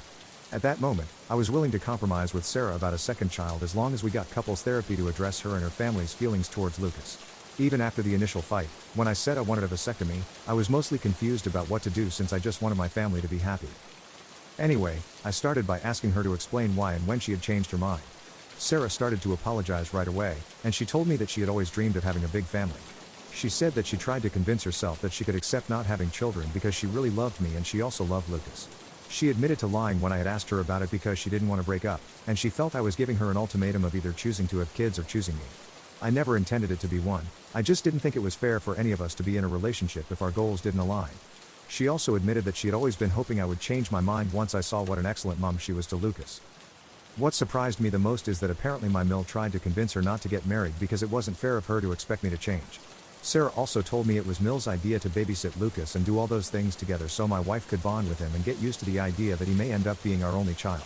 When I asked her why her mom had made the comments about blood being important, Sarah said she had asked her parents to say that to convince me why it was important for her to have her own kids. I told her how hurt I had been by what they said and also when she told me she had changed her mind about the adoption. Sarah said she was just scared that one day Lucas would want to reconnect with his birth mother and that he wouldn't love her anymore. Apparently, she had been reading a lot of stories from other step-parents who had been cast aside, especially when the birth parents showed up again or if there was a divorce involved. Her anxiety got worse around a year ago. According to Sarah, she had always introduced herself as Lucas's stepmom when she picked him up from daycare because she didn't want to take Lisa's place. I lost my patience and reminded her that Lisa had abandoned us, so there was no place to take. At this point, we started arguing and going in circles. She accused me of not understanding how hard it is to be a step-parent, and I told her she was fighting against windmills. After we calmed down a bit, she told me she got even more scared of being replaced when Lucas started asking about his mom. She also felt guilty because she was sure he only asked because she kept correcting everyone about the whole mother/stepmother thing. She also said I made it worse because I didn't tell him the truth about Lisa and tried to sugarcoat things by telling him that his mom felt guilty because he had been born very sick, and she didn't want to see him suffer. Honestly, I just didn't know what to tell him because I didn't want him to feel sad about being abandoned. Sarah accused me of still caring about Lisa, WTF? And that's why I didn't want to paint her in a bad light. When I told her I just panicked and made up a lie at that moment, she said I should have just refused to answer and taken Lucas to a therapist. We did get him one the same month. That's when Sarah said I should have tried to find Lisa so we could have split custody and Lucas could be with his real mom. I admit I lost it and started yelling at her that Lisa was just a horrible person and that if it were up to me, she'd never see Lucas. She had SA'd me, she had tried to manipulate me when she got pregnant, she had abandoned my son right after he was born, and after all these years, she had never bothered to reach out. Sarah yelled back, saying I couldn't understand what a woman goes through and that maybe she left because of PPD and that I made it worse by just giving up and moving to another country where Lisa couldn't find me. I said that wasn't the reason why we left, and she knew it. I also told her how everyone who knew me back home had my contact information and my address, so it's not like I was hiding. What finally broke me is that she said it was my fault that Lisa left because I refused to step up and do the right thing by marrying Lisa. She tried to apologize right away and said she didn't mean it, but I just told her to leave and that I wanted a divorce. I'm ashamed to admit it, but I just locked myself in Lucas's room and started to cry like a baby until she left. She just packed some stuff and later sent me a text saying she'd be staying with her parents. The rest of the day was a blur. I went to pick up my son and briefly told my friend I was getting a divorce. She and her wife hugged me and told me they would support us in any way they could, especially if I needed someone to look after Lucas. I spent the rest of the day with him, and we decided to have a pijamada, just the two of us. We ordered pizza, played with his new toys, and watched some movies until he fell asleep. Since I can't sleep, I thought I'd make this update to vent or something. I feel like my life just imploded, and I'm so heartbroken. I don't even know how Lucas is gonna take it, so that's also gonna be hard. Anyway, I guess this is my final update since there's nothing else to say. Thank you again for all the advice. Story 9. My fiancé refused to invite his friend to his graduation because he just came out, so the realization of his views has tainted our relationship. Now it's time to cancel him and cancel the wedding. We met in college and decided not to get married until we graduated to focus on our studies, and we have been dating for 4 years. Arlo proposed to me during his last semester of his master's program, and he is studying to become a teacher. I graduated with my bachelor's not too long ago, but his graduation party is showing a side of him that I believe to be a deal breaker. His graduation party will be held at his father's, who has a pretty big backyard, and many of the people from our wedding will be going. However, unlike our wedding invitation list, he said he didn't want to invite Liam and his parents because he recently came out as gay, and that led to a conversation. Liam and his parents were invited to our wedding, so that made me ask why he didn't want them at the graduation. He said that the wedding was an us thing and that he was willing to compromise because it was our wedding. But when it came to the graduation, he said it was a him thing because he was the one who graduated, so he didn't have to compromise because he did the work.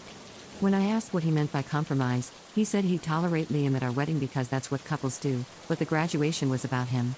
When I asked if he'd support potential future children that came out, he said he tolerated for me, although he disagreed with it. Red flag. It is my fault for not asking that question earlier before we became engaged, but he made his stance clear. He said he'd be more distant to a child that turned out to be gay and would probably let me do more of the parenting if so. He's always been a gentleman and amazing to me, but he grew up religious, parents were Christians, although he said he's not anymore. I don't think we have a future after he said he would distance himself from a child who came out and leave it to me, and I just want to ask how to tell him so.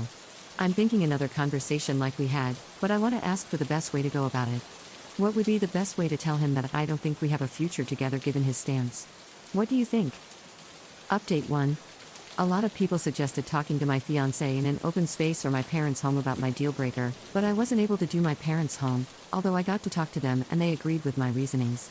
They said they were disturbed by how easily he admitted he would distance himself from a potentially gay child and that it was a good thing it came out before the wedding. I also got a lot of people calling me out for not broaching the topic of gay children or how he felt about LGBTQ in the years we dated, and that's on me for never thinking to bring up.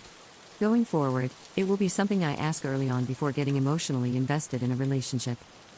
Because I couldn't speak to him at my parents' place, we ended up talking at a place we went for lunch, and I told him that I couldn't go forward in the relationship because he repeatedly said he wouldn't accept any children who came out. But when I said that, he didn't try to take it back and said that he was willing to compromise for me. He said it was better than pretending to agree with coming out and that he was being honest, but I told him I was done because of his beliefs, and he didn't take it well. He took it fine at the restaurant and finished lunch without saying much else, and he kept saying I was overreacting and that he couldn't believe I wanted to end the relationship over him wanting to compromise. My parents have been helping me with canceling the wedding, but he took his spite online. He made a Facebook rant a few days after that, doubled down on a lot of the things he said, and he said he made it to explain his side of things. He said that I was breaking up with him despite him being honest about his willingness to compromise and not hiding it like many couples internalize things. He also said our country was changing things that were always wrong, such as rights, and he said that people were trying to shove gay rights down everyone's throats. He also said that you can't say anything these days because of cancel culture and Me Too catering to sensitive people, and he said that the value of education was dropping because people were becoming more stupid. He also said that that was why he wanted to become a teacher because there weren't enough good ones, and those were just a few of the things in his rant. He also said that Me Too enabled people from the consequences of their behavior when they should instead look at themselves in the mirror and how they dress too. He never said anything about Me Too during the duration of our relationship or anything that outspoken about gay rights until his graduation planning, and it was honestly surprising to read what he wrote. As I said above, I will be asking these questions at the start of dating going forward. Lastly, some people suggested reporting my ex-fiancé to the school in my previous post because they said he could be harmful to gay students, and I especially agreed after the post he made. I did receive a lot of hateful DMs from people who agreed with my ex and said that I'd be wrong to contact the school. Some even accused me of considering canceling him in DMs and a few comments on my last post, but I don't see it as that. I see calling the school as something that's important because this mindset is harmful to so many, and he is already a substitute teacher at an elementary school. He began subbing before he graduated. I want to ask what would be the best way to go about it, whether that would be an email, phone call, or potential visit to do it in person. I have already screenshotted the post he made, and I've only answered questions about the breakup from people who have called so far. My parents are helping me with some people who have called them too, but that is my last. Update 2. I didn't really plan to make another post, but I received a lot more DMs after my update was shared that made me want to come back, and I read through many of the comments there too, which made me want to address something. To those who called me out for not seeing any signs of these views earlier, you're absolutely right. I just assumed the best and never thought to question it, but I will now ask the tough questions going forward at the beginning of future relationships, such as political stances along with opinions on race and gender, and that should help prevent time from being wasted on people similar to my ex. I just assumed the best because we have another friend who is trans and was always cool with him, and my ex used to like the post that he made when he came out some years back. He also liked a post that he shared at a Pride walk, so there was that too. Going forward, I won't assume anymore because, at the end of the day, a like really doesn't mean anything. I sent an email with an attachment of his now deleted Facebook rant to a few places: the school he was subbing at before he graduated, the school district, and the county office of education where we live. I also told people I knew about why we were breaking up and showed them the post, and that did most of the talking for me. I broke up with my ex before contacting the school, and I decided on a text because we didn't live together, and also had my dad return the ring to his parents' home, where he gave it to his mom and had minimum interaction. I was too scared and cowardly to do it myself, so I took them on their offer to drop it off for me. In the text, I told him that I couldn't marry him due to his homophobia comments and opinion, along with telling him that my parents would drop off the ring so that it was in writing, and I blocked him after sending. He didn't have any belongings at my place, but he's been livid about the way I handled it, and I'll admit that I was afraid to do it face to face because I was a coward, but he took to Facebook again. He made another post talking about how dad returned the ring instead of me and that I didn't give him credit for being honest about his willingness to compromise, and proceeded to ghost him, pretty much erasing the purpose of his deleted post by referring to the same points. I'll admit that I was cowardly about how I handled it, but what really surprised me was when his dad took to Facebook about it too, and he accused me of canceling him for an opinion he shared, along with saying that communication in marriage is dead. He called me ignorant in his post and that people like me were the reason the election was lost because no one had morals. He also said that the election needed to be won again to stop cancel culture because his son was punished for his opinion. I want to remind you that my ex was not religious despite his parents being big Christians, but I'm guessing he vented to them about it and is back involved in some way given the post. The last thing I'll say is this, and I kept it to the end because I'm not looking for advice, as I'm only taking it from a lawyer on this matter that my parents have helped me contact. My ex called my job and apparently told them that I had CP and that was why he left, and I don't know where he pulled that out of his mind from. I don't know if he was talked to about the emails I sent to the district involving his post, but my dad seems to think that it might be retaliation, although he's not sure because it's only been a few weeks. He thinks it could be retaliation for my letter to the district or for ghosting him, but we're looking into a lawyer as I was recently made aware of the accusation at my job when I was talked to, and that is where my focus lies. I'm not going to make any future posts because I've still received a lot of hateful DMs telling me that I was wrong to report him to the school, but I stand with my decision to do so. I really appreciate the advice I received and hope that at the least, telling the school will have done some good. Someone also suggested looking into LGBTQ things to support and give energy to, and I'll look into that once I'm past this job situation. Update 3. I said that last time was gonna be my last post, but I really mean it with this one. Before I get into why though, I just want to say again that I'm sorry for not seeing his homophobia earlier. Many people have cursed at me in DMs, asking how 4 years of dating never showed it, and I thought I apologized in my last post, but I kept getting those messages, so I just want to say again that I'm sorry and that going forward, I'll ask for political and gender beliefs on the first date to not waste time with potentially hateful people. I'm just tired of being yelled at about it, and there have been some supportive comments too. But the majority of them are either calling me out for not seeing it or for wrongfully canceling him and agreeing with many of the points his father made in his Facebook rant. If the news was on TV as we were doing something, my ex didn't voice his homophobia then, as many asked. And when we talked about kids, it was wrong of me not to ask what he'd think if they came out. Lesson learned for next time. As previously mentioned, we also had a friend who came out, and he's very close to them and accepting. But with that out of the way, I'll get to why this is my last post aside from the majority of hateful DMs. My ex's dad hasn't stopped posting about me on Facebook, and it's all pretty much the same cancel culture rants from last time and calling me a leftist, among other things. I have also received a number of social media DMs spouting similar hate to the DMs I received on here, and I directly blame him and his dad for this. I mentioned last time that I was looking into a lawyer, and my parents have helped me with the search, which has been helpful because of how his dad continued. His dad posted my socials and home address to one of his Facebook posts, thus why I deleted my Instagram, and he said that he was going to cancel me back too. Another reason I contacted a lawyer was because I received a threatening DM, but that's the most I'm gonna go into specifics. I only received one of those, but it was enough to make me and my parents want to be on the safer side, and that's another reason why I'm done making these posts because I want this whole thing to be over soon. I really appreciate the supportive DMs I received in the midst of the hateful ones, and I also appreciate the majority of supportive comments too. I really hope the whole thing is over soon because it's been draining, but hopefully, the lawyer can at least provide some peace of mind. Update 4. So I am going to update because of the sensitivity of what's happened over the past few months. These months have been really tough, but everyone in the comments has been really supportive, to the point that I reread the comments for reassurance when I feel down sometimes. When I broke up with him and told the school about him, I didn't know the next few months would be so challenging, so I need a vent to get it out because things have been stressful.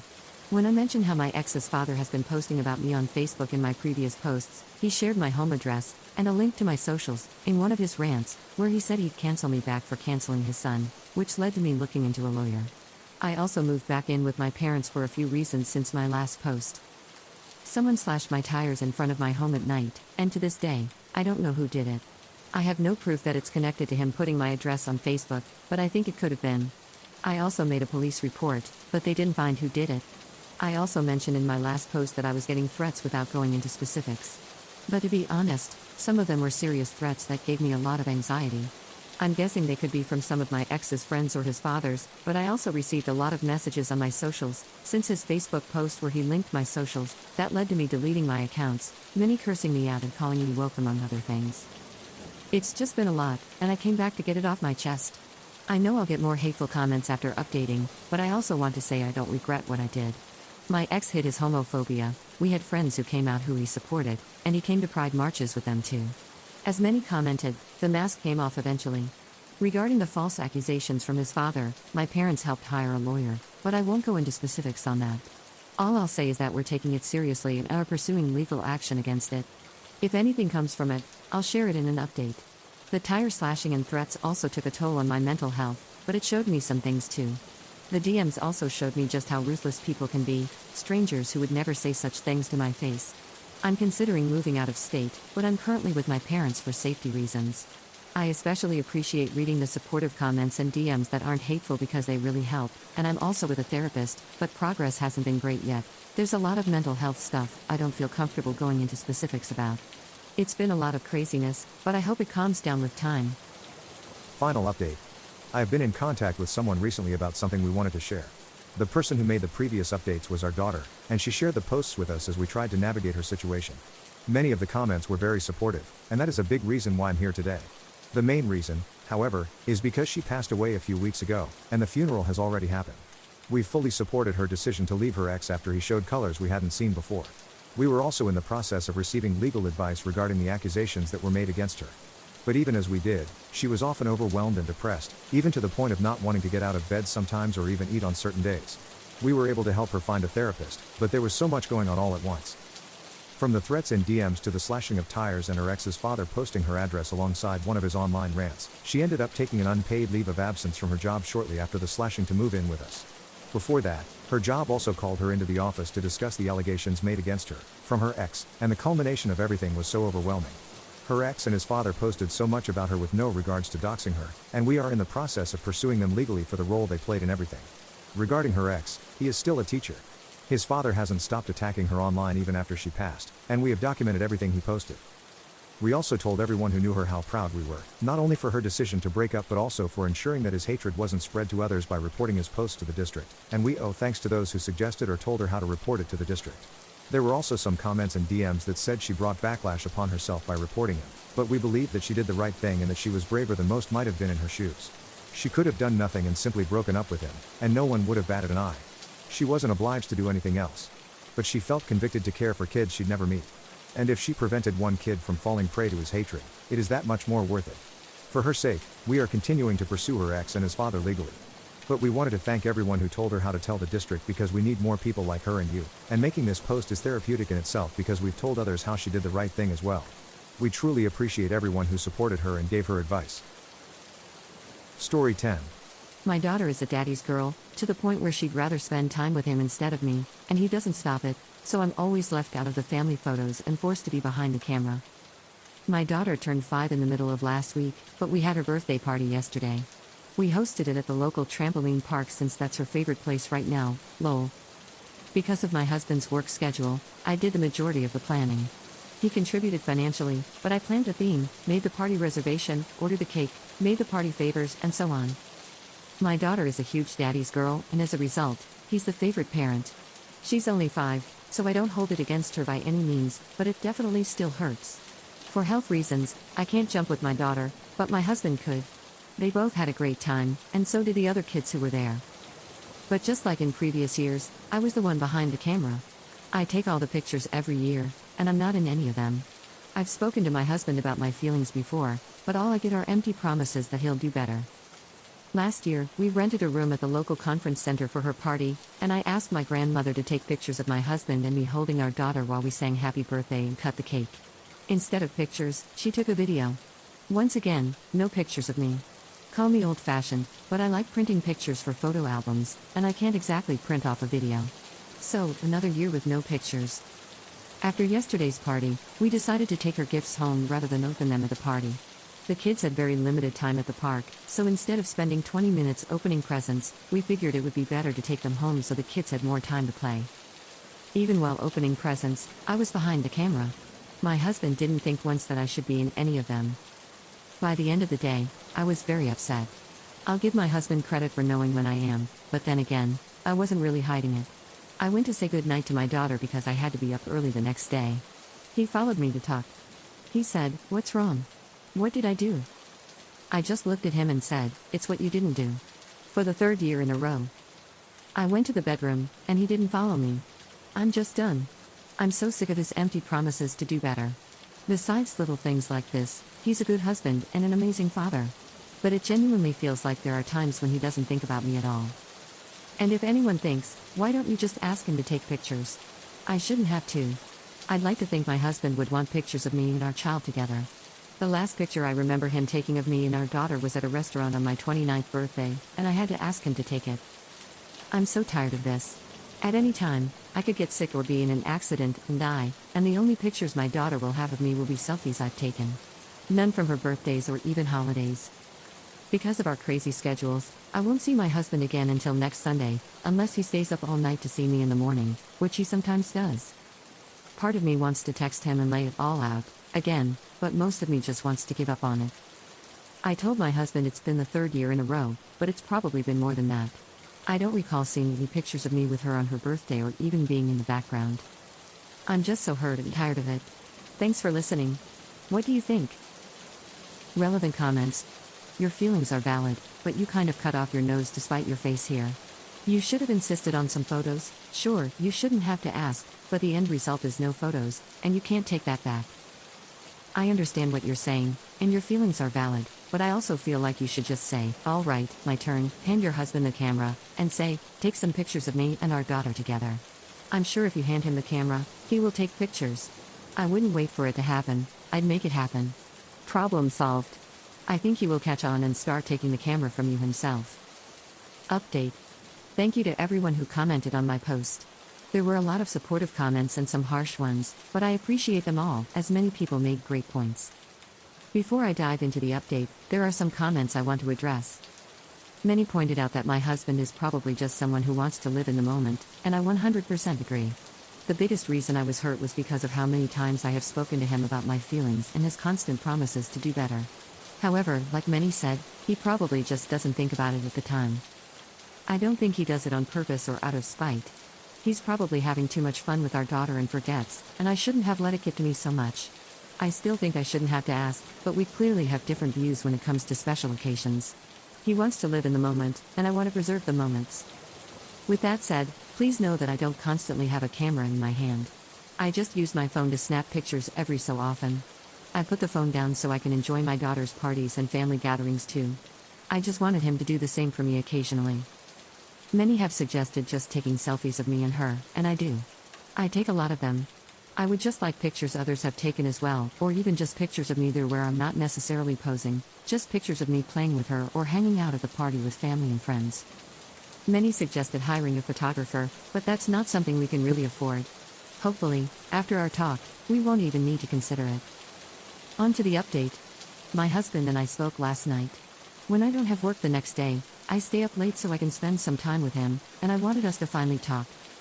When he came home, we sat down. He said he still didn't fully understand what he did wrong, so I told him again how I wasn't in any pictures and how I have talked to him about this many times. I did say that I understand he's someone who lives more in the moment, but I just want proof that I was there too, that I was present at her parties, and for her to have memories of me being there. Our daughter is only 5, and she won't remember her parties or holidays from when she was younger. As she gets older, I know she will know I was there, but I also want her to see me in her younger years as she grows up. There were some tears, and we apologized to each other.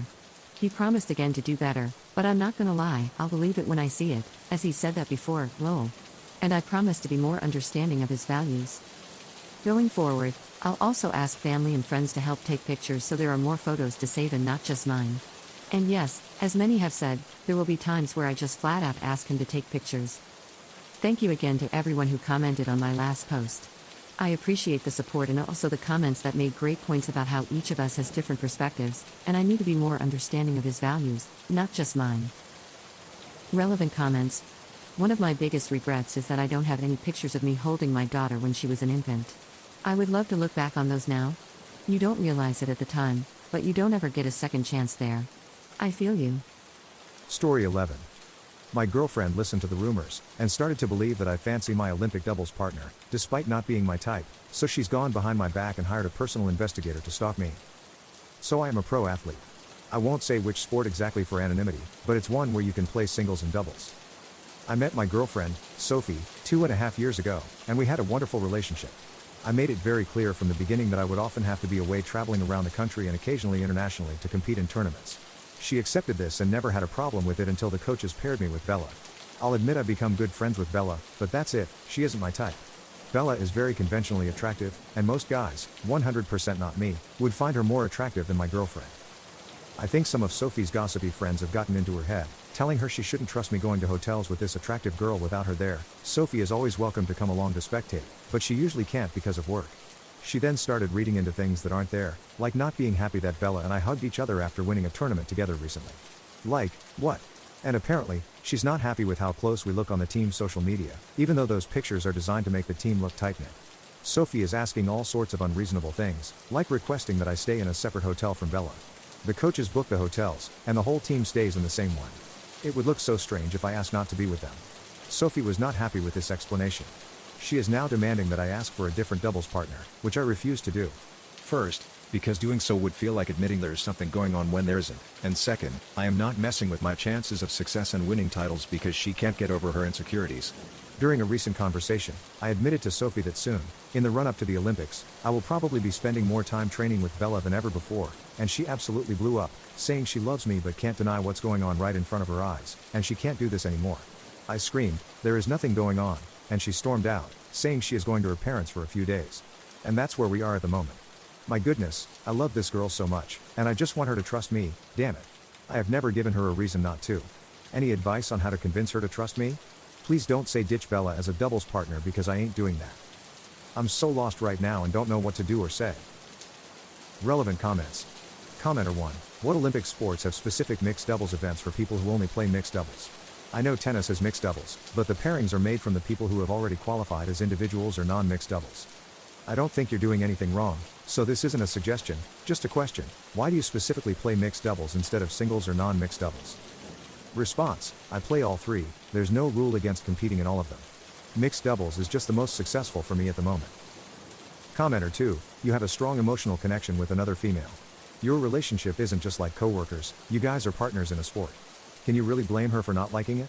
She didn't start a relationship with you and expect you to have such a strong bond with another female. And the more time you guys spend together, the stronger that bond is going to become. I understand it's because of your career, but who would want a partner that has a strong connection with another person of the opposite sex, making a career together? They would prefer if their partner didn't have that. Response. You make a good point, but she knew what she was signing up for at the beginning. I made it perfectly clear what dating an athlete in this sport would be like, including that it would mean training and potentially partnering up with women who are very physically fit. She was always okay with this until Bella. Update. I don't know if anyone really wanted an update, but things got pretty crazy. After Sophie stormed off to her parents, we spoke again over the phone, and she still didn't believe me. I was tired of it, so we agreed to end things. She came and collected her stuff a couple of days later, and I thought that would be the end. Then 3 weeks passed, and she suddenly came to my place at night, telling me what a fool she had been and claiming she had come to her senses and knew I wasn't cheating. I was pretty happy to hear that, and we had some pretty great makeup time, and it seemed problem solved. Then, for like a week and a half, I started to get very suspicious of this sudden change of heart.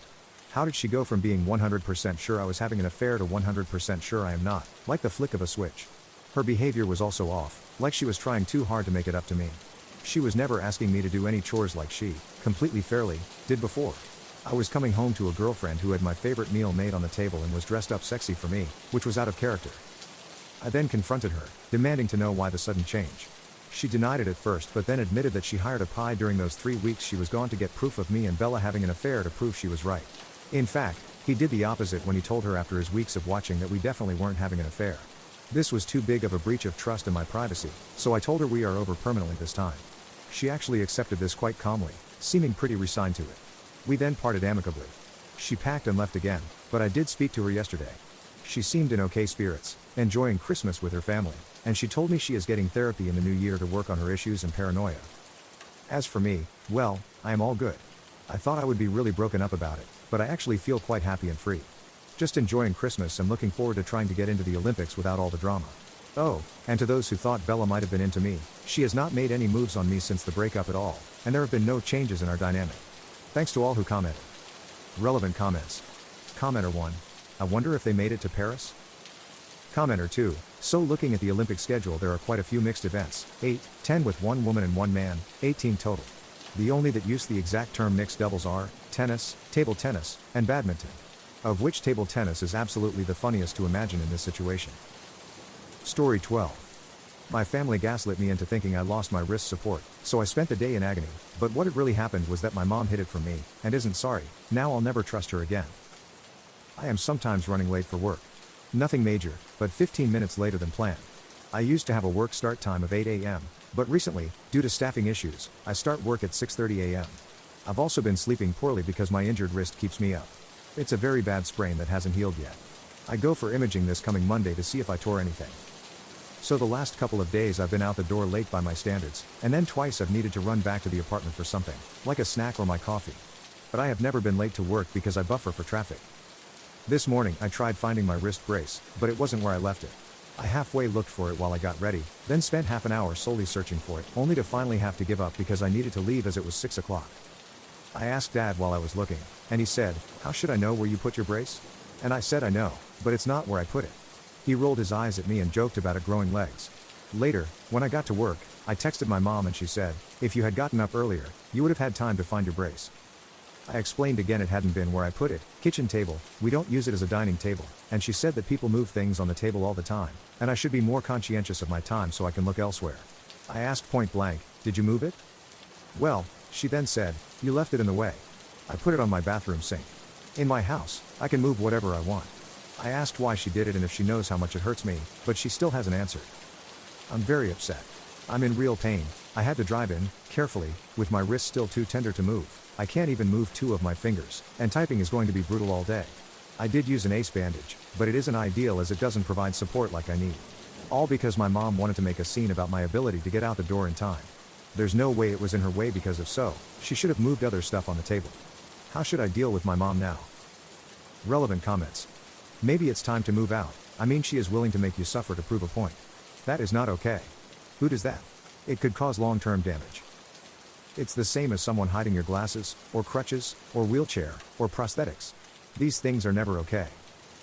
Update 1. I meant to do this that same night but fell asleep earlier than I expected and was at work all day yesterday and didn't have the chance to really put effort into this post. Oops. On Thursday, I texted Dad screenshots of my talk with Mom where she admitted to moving my brace. He didn't respond for a while except to say we'll talk at home, after a few hours and, "You are not in trouble," to reassure me. My lovely work schedule meant that by the time I got home, it was around 9. By then, Mom and Dad had apparently already talked a lot. Dad immediately apologized to me and gave me my brace back and asked if I needed ice or Tylenol. He apologized for what Mom did but also for how dismissive he was of me that morning. Even if I had lost it due to my own actions, it didn't help me the way he acted and it was mean and disrespectful. Mom apologized to me but it didn't feel like she meant it at all, and I felt like she was holding back a lecture. I haven't really talked to her and she sure hasn't spoken to me since then, so things are really tense to say the least. Dad is also upset at her. He's even been sleeping on the couch and he hates doing that. I made him a heating pack yesterday morning before I left for work for his hip because the couch always hurts him. So yeah. That's it. I'm looking for a place. My friend and her fiancé have offered me a couch to crash on if I need to get out immediately, which was nice of them. They are basically my emergency out. I'd only be staying a few days, I'll make sure of that much. I couldn't talk to the leasing office yesterday, so trying again later today if they're in and Monday if not, about breaking the lease since I'm on it too. I told my boss the truth about why I didn't have my brace, and he was furious on my behalf, which was affirming. He even let me have Monday off for my appointment, even though I didn't put in the time off and I need to give notice normally, and let me leave earlier than expected. He is a dad himself and he said that he would never ever do this to his own kids, so he doesn't understand my mom at all. He asked if I felt safe and I said yes, but I honestly never thought about it, and the more I think about how things are here, I don't know if I was entirely honest in the moment. I don't trust my mom anymore, and I feel my skin crawling to be in the same room as her. Basically, I'm in limbo waiting to talk to the office about my lease, but there are a couple of apartments on my radar. As a given, I've been going over my budget and spending too. My room is practically packed up, all my stuff is in my room, piles easy to toss into boxes, and I'm going to get a bunch of boxes from a storage store to put in my car today too. The kind you just need to build them up and fill them and then go. I have my documents and I have for a while in a safe place. Well, not all my stuff is technically in my room. I'm debating taking with me the appliances and furniture I bought for us all, like the coffee machine or microwave, or the ottoman for the love seat. I know this is an update, but let me know if it'd be a bad move to take the coffee machine, microwave, and ottoman if you feel like it. I don't really intend on it, in all honesty, but I'm upset enough it sounds like a fun time right now. See you soon. Relevant comments. Take the microwave and your stuff as you will have bigger expenses now that you will be on your own. This also will make mom see what you brought to the place now that she will have to cover the cost to replace. She's already going to be upset when I leave, because my portion of the rent and utilities and groceries and other expenses that I pay help a lot. The rent has been going up since we moved in and at one point dad worked 2 jobs and she was working serious overtime. I feel bad knowing that they would struggle to upkeep the cost here. I'd say it is totally fine to take a coffee machine and microwave, this is something you will need. Regarding bigger piece of furniture, since it is a hustle to transport it, it depends on what you will have at your new place, if there are enough furniture. My boss asking me if I felt safe made me reevaluate how I interacted with my mom in ways I still don't really want to think about. This isn't the first time she's caused me pain to prove a point, physical or emotional, if you count making me go hungry at a dinner party physical pain. And it's not the first time that it has taken more than a day or two to even talk about it. And I can almost guarantee she will continue to explain herself and paint her actions as reasonable response to what I did, because of the fact she's the parent and she and dad have been on the lease since the start and I've only been on it since I turned 18. Update 2. So, not going to do another update, but yeah. We finally had the talk. I feel like I've been made to feel insane for thinking I could have expected things I put out in a communal area would not be touched. Dad's tried a few times to reassure me, but I'm just not getting it, or it's not sinking in. He's always been the softer disciplinarian. What dad isn't? He was so indulgent of me always. Maybe I am selfish and not carrying my weight, maybe dad is hindering me by being so patient. I'm also drunk at the moment, so sorry for waffle. The conversation started out with mom laying into me for not doing enough to be unintrusive. She said when I cook, it reeks because I use curry powder, turmeric, or cumin. My food is disgusting to her, tofu and tempeh, and I don't keep my leftovers in my drawer in the fridge, like I do the actual initial product, so she has to deal with a container full of gelatinous tofu in her face when she opens the door. She likened it to congealed male eggs before dad intervened and said she was going too far. My almond milk keeps finding its way in front of her half and half creamer. When I vacuum, I don't always move the couch, and therefore, I don't vacuum as part of my household chores.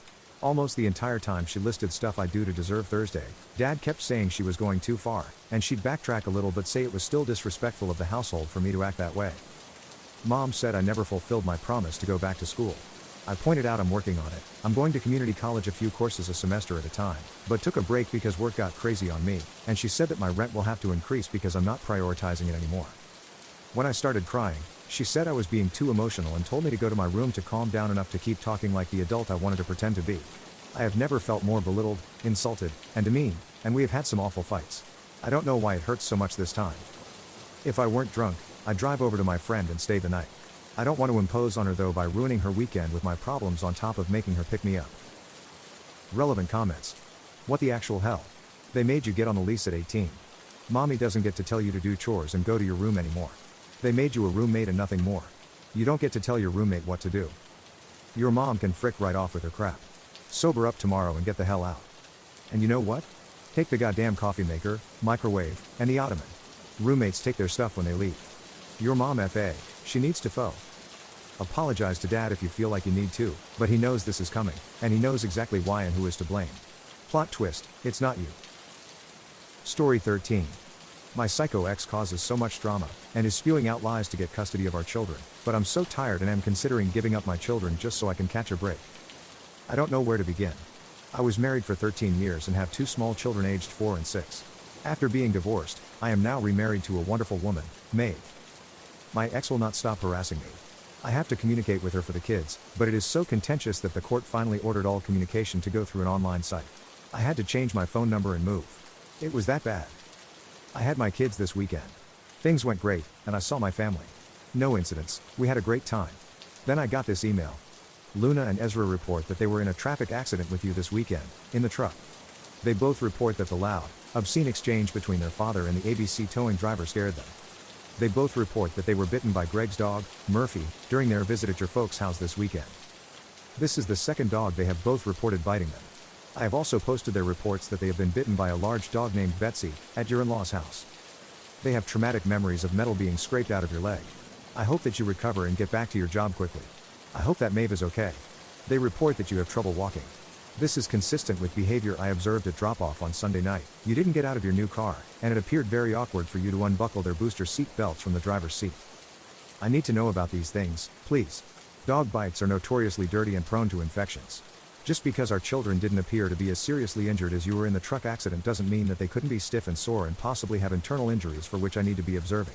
At least I need to understand why they were stiff and sore and acting more fearful than usual when they came home. Their mild to moderate bruising and scrapes, and the chunks of skin missing from their hands and fingers, are consistent with their reports of the accident and the dog bites. I will take Luna and Ezra to the pediatrician walk-in clinic to rule out any unseen injuries and infections. It would be nice if you would call or email the doctor's office, and tell them what you can about the accident and the dog bites. It could help rule out tests and treatments that might not be necessary. It would also be nice if you would pay your half of their medical expenses, especially because the accident and the dog bites happened when they were with you. Today is Luna's first day of school. I could have taken them to the doctor 2 days ago if you had shared that they were bitten and in a traffic accident that was bad enough to require a tow truck for the truck and medical care for you. If you want to drive the kids to Santa Barbara and back in a weekend, expose them to animals that aren't safe for children, and fight with tow truck drivers in front of them, I cannot prevent that. But what happens to their little, growing bodies, and the events that are being imprinted on their sweet, innocent minds, is very much my business. Please share all of the information regarding what happened to our children in the truck accident. Please share all of the information regarding the bites from the dogs. As a mother, it is very worrisome to hear my preschooler and my first grader recount the dangerous things that are happening to them, but it is even more worrisome that my co-parent withholds vital information about their health. Luna and Ezra deserve to know that their parents are working together to take care of them. Thank you. I don't even know where to begin. The dog that was there had no teeth, didn't bite them, and couldn't have even if it wanted to. My in-law's dog is dead. I was never in an accident. There was no tow truck. All of this is false. I can't even find a shred of a real event that could have gotten twisted. This comes on the heels of her trying to corner me into signing away 30% of my custody agreement 4 days ago and refusing to let me even look at the details of the paperwork. I am so frazzled by all of this that, at times, I think about signing away my parental rights just to not have the stress. But I don't want my children thinking I don't care for them and abandon them. How do you reason with this level of crazy? Any advice is welcome. I need help managing this. Thank you. Relevant comments. If you're willing to tell random armchair psychologists online you're considering signing away your children, chances are good she has picked up on that and is indeed doing whatever she can to make that happen. Get thee to an attorney as soon as humanly possible. Fight for your children.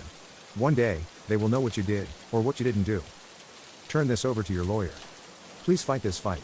I know it is hard, but can you imagine growing up with a mother who chooses to rewrite history and reality to suit her whims? Lawyers have been contacted. No response in 3 days, emailed with this craziness this morning. Still crickets. Update.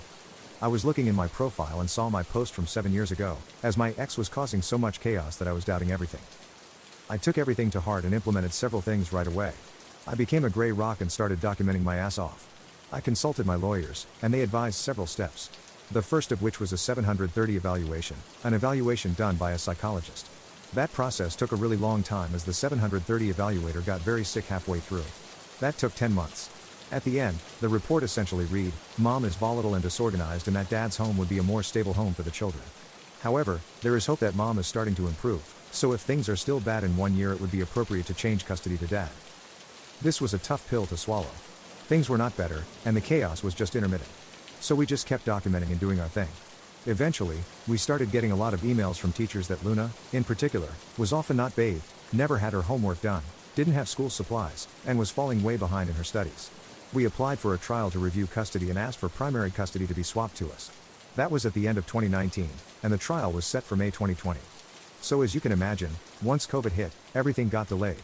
There were a large number of events in 2020, COVID shut down, Maeve and I had a child, Lila, and then my ex started denying visitation to Luna and Ezra. Every 2 weeks, I would go down, wait in front of the house, and no kids would emerge. Sometimes, I would have the police come, not to force anything, but to get the documentation in terms of a case number. This went on for 4 months before I was able to start getting visitation again. Eventually, the trial was set for the summer of 2021 and went for 3 days. I had over 500 pages of documentation. Day 1 was entirely testimony from the co-parenting therapist we had been seeing for 5 years. She testified that my ex was the most difficult client she had ever worked with in her career, that my ex never followed a single agreement in session, and that she was a pathological liar. The last day of testimony was my ex, where she was caught lying on the stand, and was presented with evidence that she had been secretly taking the children to a medical professional for 2 years that I had explicitly not agreed to. So starting in August 2021, the judge ordered the kids to come live with me, primary custody, and limited my ex to 4 days a month. It's now been 3 years. When Luna was in 5th grade, she had a 26% in math and a 40% in English. For the last 3 years, she has maintained a 4.0 every single year and will be starting high school in honors geometry, honors English, and AP biology. Ezra has also been doing well and just finished his first year of middle school with a 4.0 GPA. He loves his coding and robotics elective. They have new clothes and have learned new skills and responsibilities. Maeve has been crucial in setting up patterns to help with success in school. Their rooms are both immaculate, and they are the ones doing it with very little direction from us. They are happy and finally involved in activities and sports. Our little Lila adores them both, and I will often find all 3 of them cuddled up together as one of the older 2 reads a book to her. Luna made the decision recently to stop going on visits to her mom. The chaos and drama started being directed at her, along with a lack of food and clothes that fit. Ezra is still going for visits, and we are encouraging that as long as he is feeling safe there. All in all, things are going so well, and the kids are doing incredible. There are hard moments still, but it has all been worth it, and we are able to shield them for the most part from any chaos their mom may want to start. If anyone is hearing this that initially sent advice 7 years ago, thank you. When you are in the thick of it, it is tough to not feel like it is impossible and you will never be able to overcome it. I needed the outside perspective. Thank you all. Story 14. My piece of carp sister went behind my back to let my boyfriend slide in behind her back, so now that she's snatched him from me, I'm going to make her life a living hell. So a few days ago, I, 25 feet, found out that my sister, 24 feet, has been sleeping with my now ex-boyfriend, 25 meters, for at least a year, despite us dating for 3 years. They always had a close relationship, but I obviously took it as something innocent. I don't like video games, but my sister does, so they talked a lot by text, and I thought it was about games they like until I found out that, no, they talked a lot about their secret dates while I was working in college. I found pictures, videos, and a lot of other disgusting things in the chats between my ex and my sister. My pathetic sister found pleasure in asking my pathetic ex all the time if she's smarter or prettier than me. She even compared our private parts. What the hell, we're both pretty, she's actually thinner and prettier than me, and even if she's an introvert, she has her group of friends, so I really don't understand where she got so much venom towards me. Our parents never compared us or anything like that, and she was always the one asking my ex to compare both of us in the chats. The first thing I did was throw all my ex-boyfriend's things out of the apartment. I insulted him in 1,000 ways, and I kept the PC that I gave him for Christmas. I didn't speak a single word to my sister for over a week, and she didn't contact me like the coward she is until yesterday when she sent me a message trying to justify herself by saying that it was a mistake. Yes, a mistake that lasted more than a year, and that I should forgive her because we're sisters and blah blah blah. At one point, I thought, should I be the mature person in the situation who doesn't let resentment speak for her? But then I realized that I've never been that kind of person. I took my phone and wrote a long message to my sister that I would love to say here, but I am sure that I would break the rules since I called her out in every possible way, and I wrote a lot of personal things too. I told her how much of a failure she is and how she has always envied me, and that's why she needed to feel what it's like to be me for a second of her sad life. She sent me a voice message crying and saying that she's in a very weak moment mentally, but she's still with him, Lamau, and I shouldn't make her feel worse, and that she regrets it. I just reacted to her message with a laughing crying emoji and didn't even hear the long voice message until the end. Was it a low thing to attack her with all her flaws? Yes, but it's lower to betray your sister and believe that she's going to forgive you just because you share blood with her. Honestly, I feel really good after sending her that message and feel that it was therapeutic to take out everything I feel to give closure to that. By the way, I've never used a PC for gaming, but I'm looking for tutorials on YouTube about how to download The Sims. I helped my sister in every moment of her life. I literally fought for her when she was being bullied during high school. I helped her thousands of times to make friends. I even accompanied her everywhere she wanted. It is a betrayal that really hurts, and I will never forgive, never. It hurts me that she slept with someone I loved, but it hurts me a lot all the things I read in those chats, how she enjoyed watching him compare me to her, or how she asked him about personal things about our relationship just to laugh at it. She's dead to me, and my parents know it. I don't even care if I'm a bad person like them. This is something I can't forgive, and I don't even feel bad for my reaction. Update 1. Thank you for all the nice comments you left me. Many wrote to me with tips for The Sims, and I'm really grateful. Thanks for the game recommendations even though I'm really bad at playing action games. The last action game I played was Resident Evil 4 on the PS2 a long time ago, and it was because I had a crush on Leon Kennedy. He would never cheat on me, by the way. As a token of appreciation, I will put here half of the message I sent to my sister. The message I sent her was really long, and I cut out the parts where I talk about very private things, or when I insulted her to not make the post too uncomfortable because I was really hurt and angry at that moment, and I talked about many personal things in the text. I did my best to translate it into English, so hope it makes sense. I'm not interested in hearing any of your excuses. I believed you when a problem she had with her ex-friend group happened because I really trusted that you would never do something like that, but now I understand why everyone leaves you alone, and you deserve it. What you did to me is crap, and you know it, but you didn't care because you spent a year being the cow of my mans without any shame, and now that I found out everything, you went days without talking to me because you are a coward, and on top of that, you still don't care about what you did to me. You're only talking to me because Dad probably stopped talking to you, and you're running out of money, so you want to fix this crap so he gives you money again. You were always an asshole, but don't you think it's a lot to be my boyfriend's second woman? How little respect do you have for yourself? We're sisters. I don't even know what's going on in your head because I don't understand what's wrong with you. Girl, I read all the messages between you, and you even started comparing our bodies. You're sick. You know that I never did anything for you to do this to me, and I loved you. But everything turned out really well for you because he's with you, so enjoy that feeling and the love you two have for each other for now because you are going to be really lonely later, and you are going to go back to your cave, but this time I am not going to be there to pity you like every time I did before. Stay with him. There's nothing that interests me less than fighting for an idiot who is surely going to leave you, but let me make it clear to you that you're not going to hear about me again. This dies here. We are not sisters anymore. If I see you on the street, then I'm going to cross to the opposite sidewalk to not see you. Update 2. They broke up. Nobody is surprised. When all of this happened, my parents scolded my sister, and she got offended and didn't speak to our parents except to ask them for money. She asked them for money to buy things for her career, but then my aunt told my parents that my sister actually used that money to buy my ex some sneakers. My parents never gave her any money from that day on. She's an idiot, to be honest.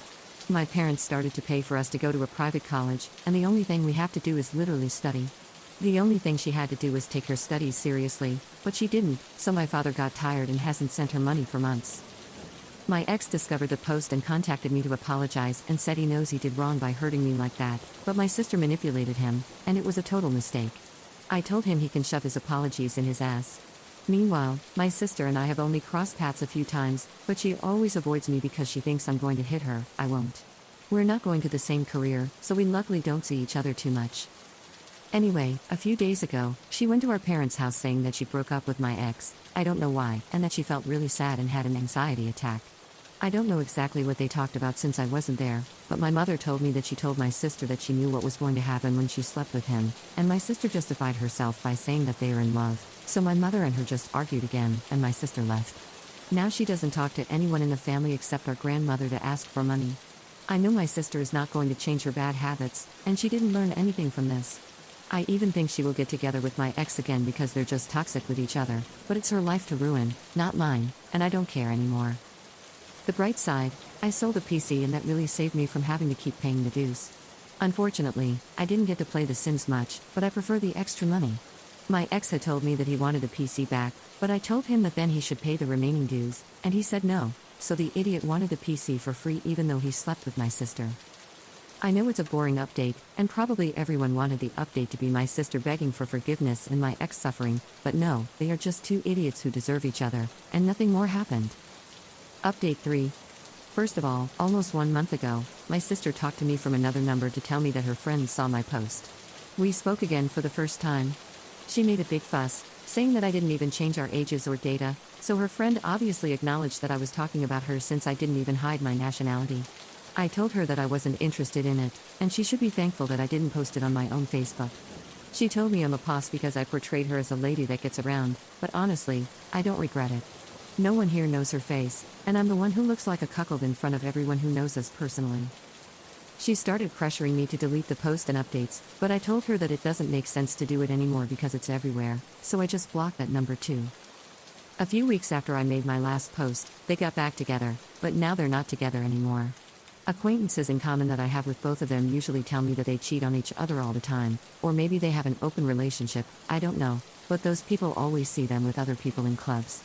I'm not very interested in that since I avoid going to the same clubs as them. It's really annoying because my sister used to not go to clubs, but now she started to go to the same ones I always used to go to. She always criticized me for going to those environments. At this exact moment, they are not together, and my ex has been looking for excuses to see me, like returning clothes that I forgot at his house, clothes that I don't really need. That's why I never went to look for them, so one day he came to my apartment unannounced to bring me my clothes, and I had no choice but to let him in, and we got together again. Just kidding, haha. I just let him into my apartment to leave the clothes. I should talk to the manager of my apartment to tell him that my ex is no longer allowed to have free access to my door, and it was very uncomfortable because he reminded me all the time that he's no longer with my sister and that I am a great woman. I told him that I know I am great, but I am not interested in hearing about his relationship with my sister. I love gossip though, and I just invited him to leave my place. He even tried to kiss me on the cheek before leaving, yikes. Meanwhile, my parents don't know what to do with my sister anymore because she's even stopped going to college, although she's never really paid much attention to her studies, and they're tired of spending money if she doesn't make an effort. They have warned her that if she continues like this, they will stop paying for her studies, but from what my mother said, my sister does not care, and she really believes that my parents will at some point give her money again to fulfill her whims. I really hope right now that she doesn't get pregnant, but I'm even afraid she'll do that so my parents can support her again. And about me, I feel much better, except for the fact that I don't go to my favorite club anymore. I'm very well emotionally, and I've already reached a point where I hear their crap show as if it were something foreign to me and I was just watching two crazy clowns. I'm moving on from this situation now. Thanks for all the help.